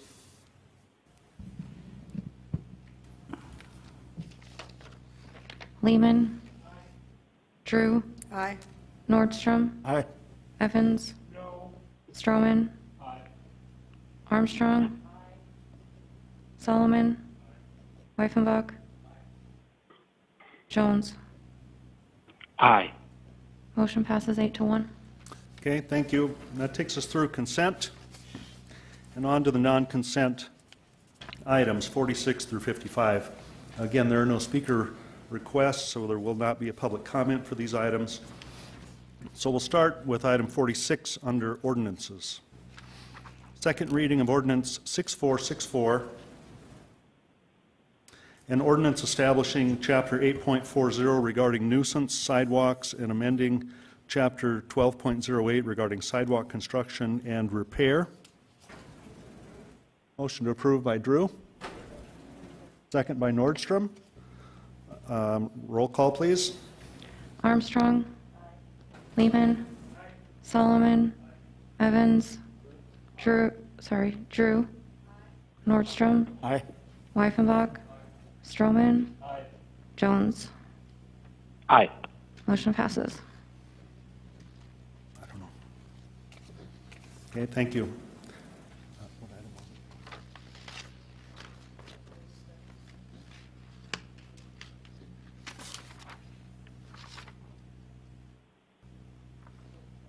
Yeah, I know. I was wondering if these guys, are you waiting for your item to come up? It's already done? Nope, we're still waiting. Which item? Oh, okay, sorry, we mistook you for, all right. Okay. Okay, stand by. 47, second reading of ordinance 6483 regarding supplemental appropriation number 2 for 2021. Motion to approve Nordstrom. Second Lehman. Roll call, please. Drew. Nordstrom. Aye. Wyffenbach. Stroman. Armstrong. Solomon. Lehman. Evans. Jones. Jones. Aye. Motion passes. Aye. Thank you. Item 48. First reading, ordinance 6484, an ordinance amending section 17.06 of chapter 17 of the Rapid City Municipal Code, a request by Long Branch Civil Engineering for DOIC LLC for a rezoning request from General Agricultural District to Low Density Residential District for property generally described as being located in the western terminus of Coal Bank Drive. Motion to approve by Drew, second by Lehman. Roll call, please. Lehman. Solomon. Evans. Drew. Nordstrom. Aye. Wyffenbach. Stroman. Armstrong. Jones. Aye. Motion passes. Thank you. Item 49, first reading of ordinance 6486 regarding supplemental appropriation number 3 for 2021. Motion to approve, Drew. Second by Nordstrom. Stroman. Armstrong. Lehman. Solomon. Evans. Drew. Nordstrom. Aye. Wyffenbach. Jones. Aye. Motion passes. Thank you. Under community development items, item 50, a request by KLG for Kirk Simmet for a preliminary subdivision plan for proposed lots 1 and 2, lots 15 through 21 of Moon Meadows Ridge subdivision, generally described as being located east of Moon Meadows Drive terminus, and the recommendation is to approve with stipulations. Motion made by Armstrong and a second by Lehman to approve with stipulations. Roll call, please. Lehman. Drew. Nordstrom. Aye. Evans. Stroman. Armstrong. Solomon. Wyffenbach. Jones. Aye. Motion passes. Okay, item 51, a request by Long Branch Civil Engineering for DOIC LLC for a preliminary subdivision plan for proposed lots 40 through 43 of Block 4, Lot 44 of Block 10, lots 4 through 7 of Block 11, lots 1 through 12 of Block 16, lots 1 through 20 of Block 17, lots 1 through 9 of Block 18, lots 1 through 2 of Block 19, and lots 10 and 11 of Block 20 of Auburn Hills subdivision, generally described as being located in the western terminus of Coal Bank Drive. And again, the recommendation is to approve with stipulations. Motion by Lehman. Second. Second by Pat Jones. And we'll go to roll call. Armstrong. Lehman. Solomon. Evans. Drew. Nordstrom. Aye. Wyffenbach. Stroman. Jones. Aye. Motion passes. Thank you. Item 52, a request by Towie Design Group. I think I'm saying that right. TUI Design Group for Pink Cabin LLC for a preliminary subdivision plan for proposed lots 1 through 12 of Block 3 of Moon Meadows Park subdivision, generally described as being located west of Healing Way between Samus Trail and Moon Meadows Drive. The recommendation is to approve with stipulations. Was that by Solomon? And a second by Armstrong. Roll call, please. Drew, Nordstrom, Aye. Weifenbach, Stroman, Armstrong, Solomon, Lehman, Evans, Jones. Aye. Motion passes. Okay, item 53, a request by TUI Design Group for Pink Cabin LLC for a preliminary subdivision plan for proposed lots 1 through 39 of Misty Meadows subdivision, generally described as being located south of Misty Woods Lane and Coalbank Drive intersection. Recommendation is to approve with stipulations. Motion by Armstrong and a second by Lehman to approve with stipulations, and roll call, please. Lehman, Solomon, Evans, Drew, Nordstrom, Aye. Weifenbach, Stroman, Armstrong, Jones. Aye. Motion passes. Okay, thank you. Under bid awards, item 54, award bid for concrete for utility service locations to Prime Excavation in the amount of $231,872.50. Okay, Nordstrom with approval. Approval per South Dakota Bid Law 5-18A-5, subsection 6. Is there a second? Second by Darla Drew. Okay, and a roll call, please. Stroman, Armstrong, Lehman, Solomon, Evans, Drew, Nordstrom, Aye. Weifenbach, Jones. Aye. Motion passes. Okay, thank you. Item 55 are alcoholic beverage license renewals, 50 of them total, which have all been vetted through the Rapid City Police Department. Move approval. Okay, Jones for approval, second by Armstrong. And roll call, please. Lehman, Drew, Nordstrom, Aye. Evans, Stroman, Armstrong, Solomon, Weifenbach, Jones. Aye. Motion passes. Thank you. That takes us on to public hearing items 56 through 61. There are no speakers here for those items, so we will forego the public comment period and go straight to consent public hearing items 56 through 61. Motion to approve Lehman. Seriously? Okay. Which item would you like to pull? Okay. 56 and 57 are being pulled off of consent. That means we need a motion to approve 58 through 61. Okay, motion by Armstrong and a second by Lehman for approval of 58 through 61, and we'll have a roll call on that, please. Armstrong, Lehman, Solomon, Evans, Drew, Aye. Nordstrom, Aye. Weifenbach, Stroman, Jones. Aye. Motion passes. Okay, thank you. Back to item 56, Rapid City Summer Nights Incorporated for a special event on-sale wine license and on-sale malt beverage license for several events planned throughout the summer of 2021. We'll go to Darla Drew. I have a question for Chief Hedrick, please. Okay. As you're walking up, I've gotten some concerns from some constituents on the fact that there seems to be a lack of security at some of these events, that they just don't feel as safe as they used to. Is there a police presence down there, or is it required by the Summer Nights folks that they do have security at the stage? Well, we've had a presence at that event ever since it started, and anytime that we have a large mass gathering of our folks, that's an event that we're going to have our officers available and at regardless. And I can tell you from experience, the event, the problems that we've had at the events itself are pretty minimal. A few years back, we had some kids that were kind of goofing around and doing some things that kids do at times, scuffles and such, and we used that as an opportunity to engage with the youth.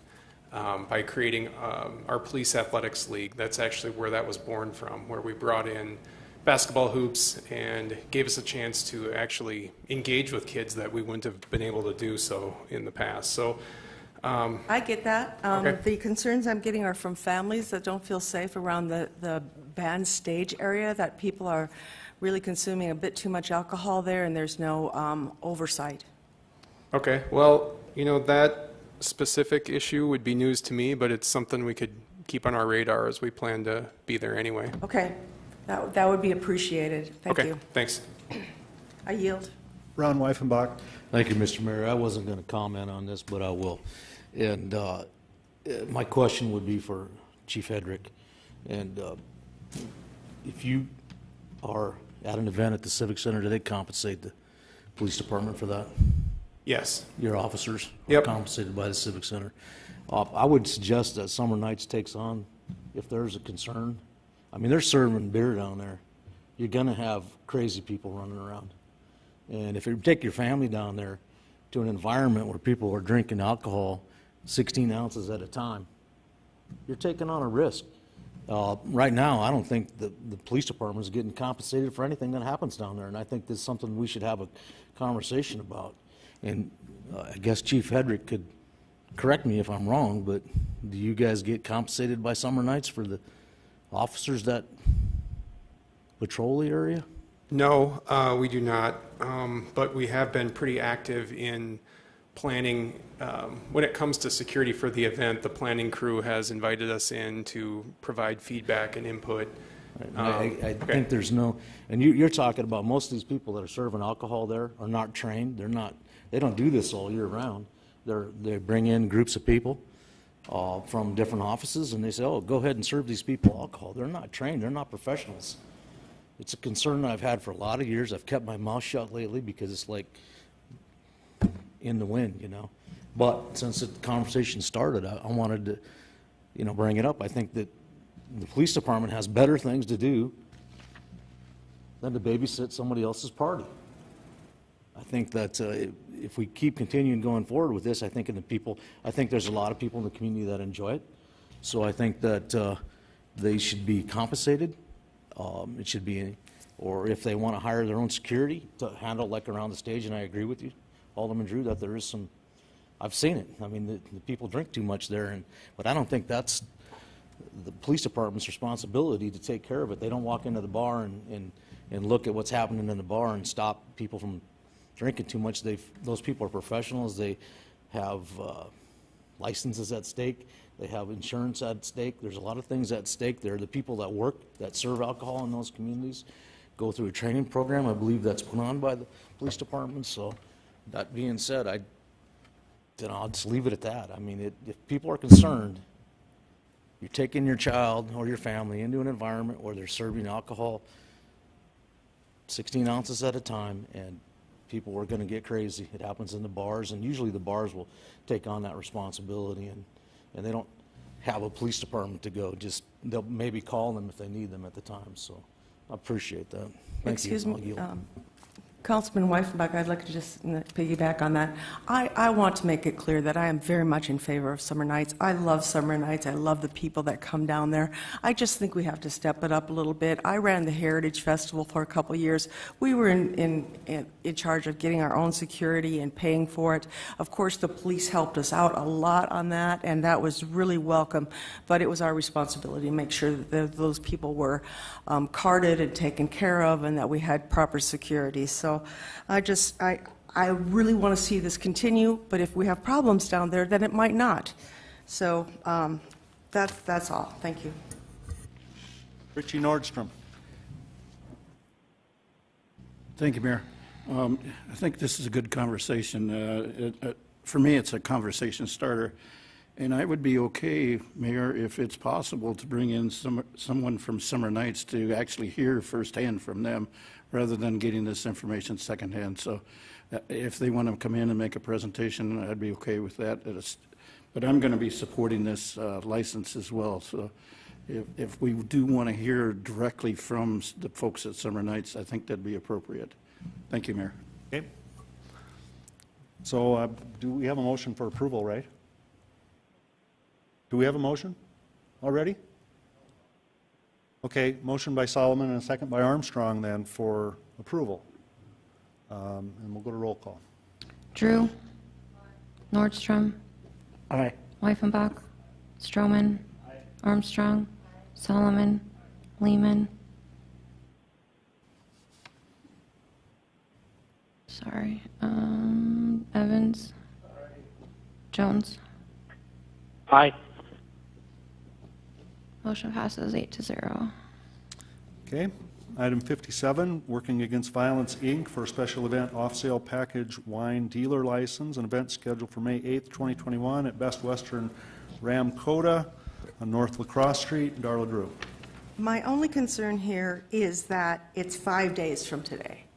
And I don't know why we didn't see this a little sooner.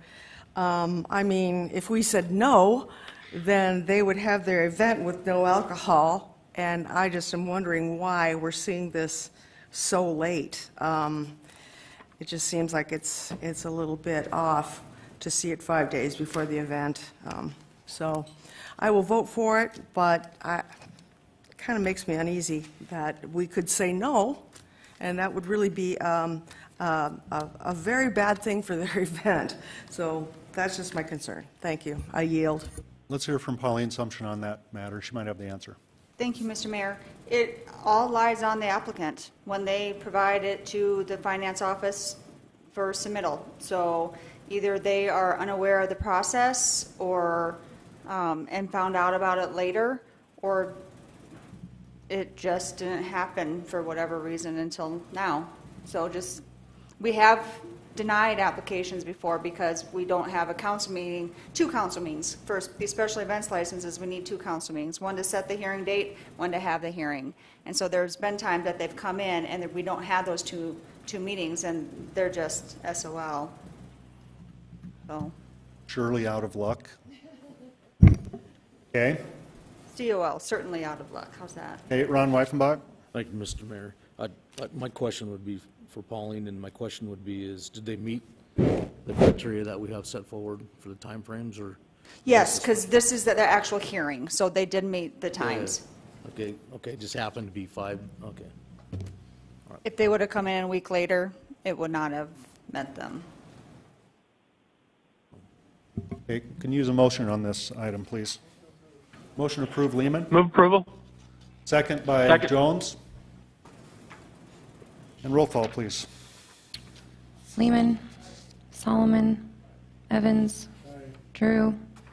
Nordstrom. Aye. Weifenbach. Stroman. Armstrong. Jones. Aye. Motion passes. Thank you. And we have a need for an executive session tonight to consult with legal counsel about proposed or pending litigation and contractual matters pursuant to STCL 1-25-2, subsection 4. May I have a motion? Motion to go into executive session by Lehman, second by Armstrong.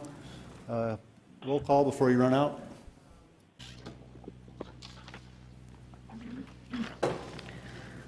Lehman. Drew. Drew? Nordstrom. Aye, she said. Nordstrom. Aye. Evans. Stroman. Armstrong. Solomon. Weifenbach. Jones. I vote aye, but I would like to point out that since I can't be in the room for the executive session right now due to the telephonic thing, I will contact the city attorney tomorrow to be brought up to speed as to what was discussed. Thank you. All right, thanks. We are in executive session then.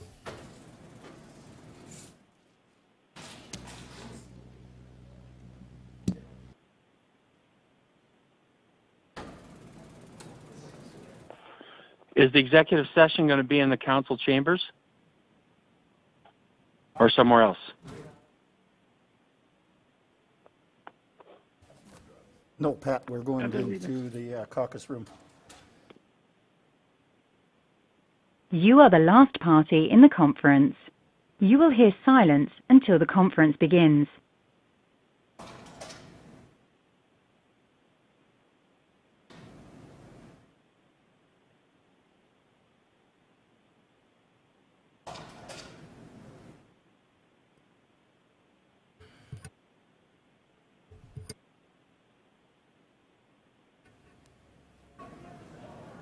Pat?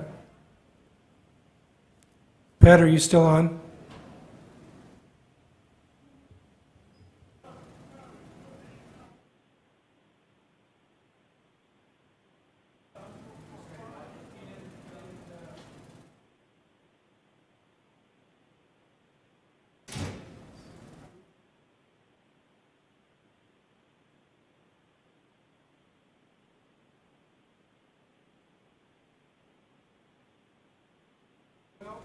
Yeah, and then when he hangs up with me, I think, because after about a half hour of non-activity, I got worried when, I don't know why, when he finally spoke, all of a sudden,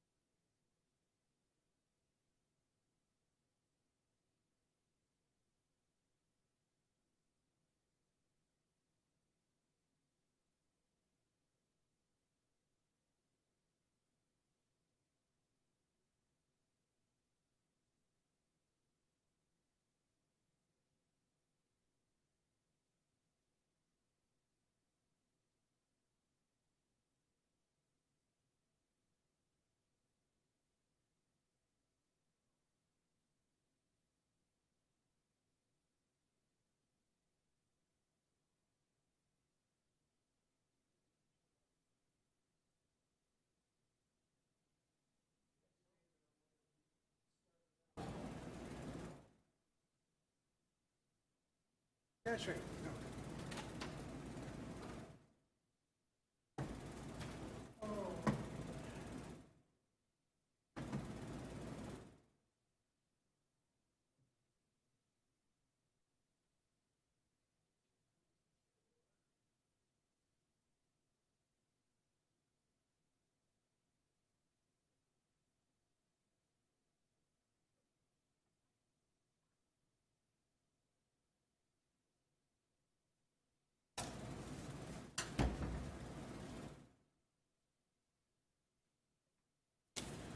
Oops, there's somebody who fills out a speaker request form, but they didn't know what to do with it.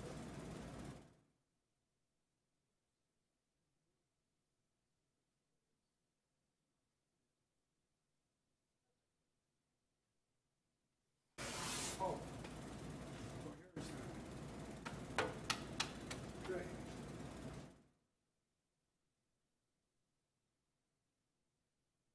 A lot of roll call votes tonight.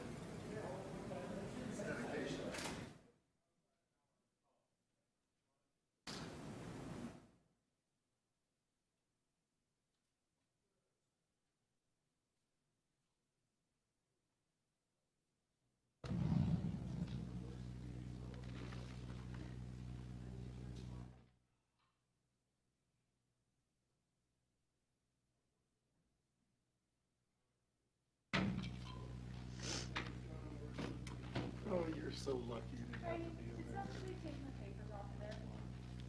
Did who? Do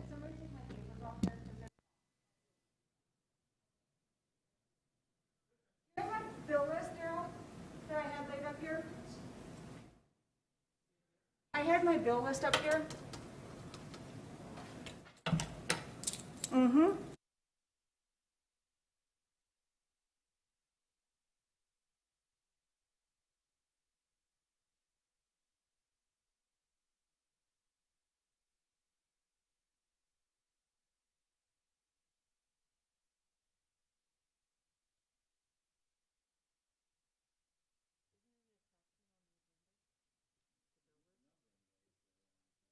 Should be. Hi. What?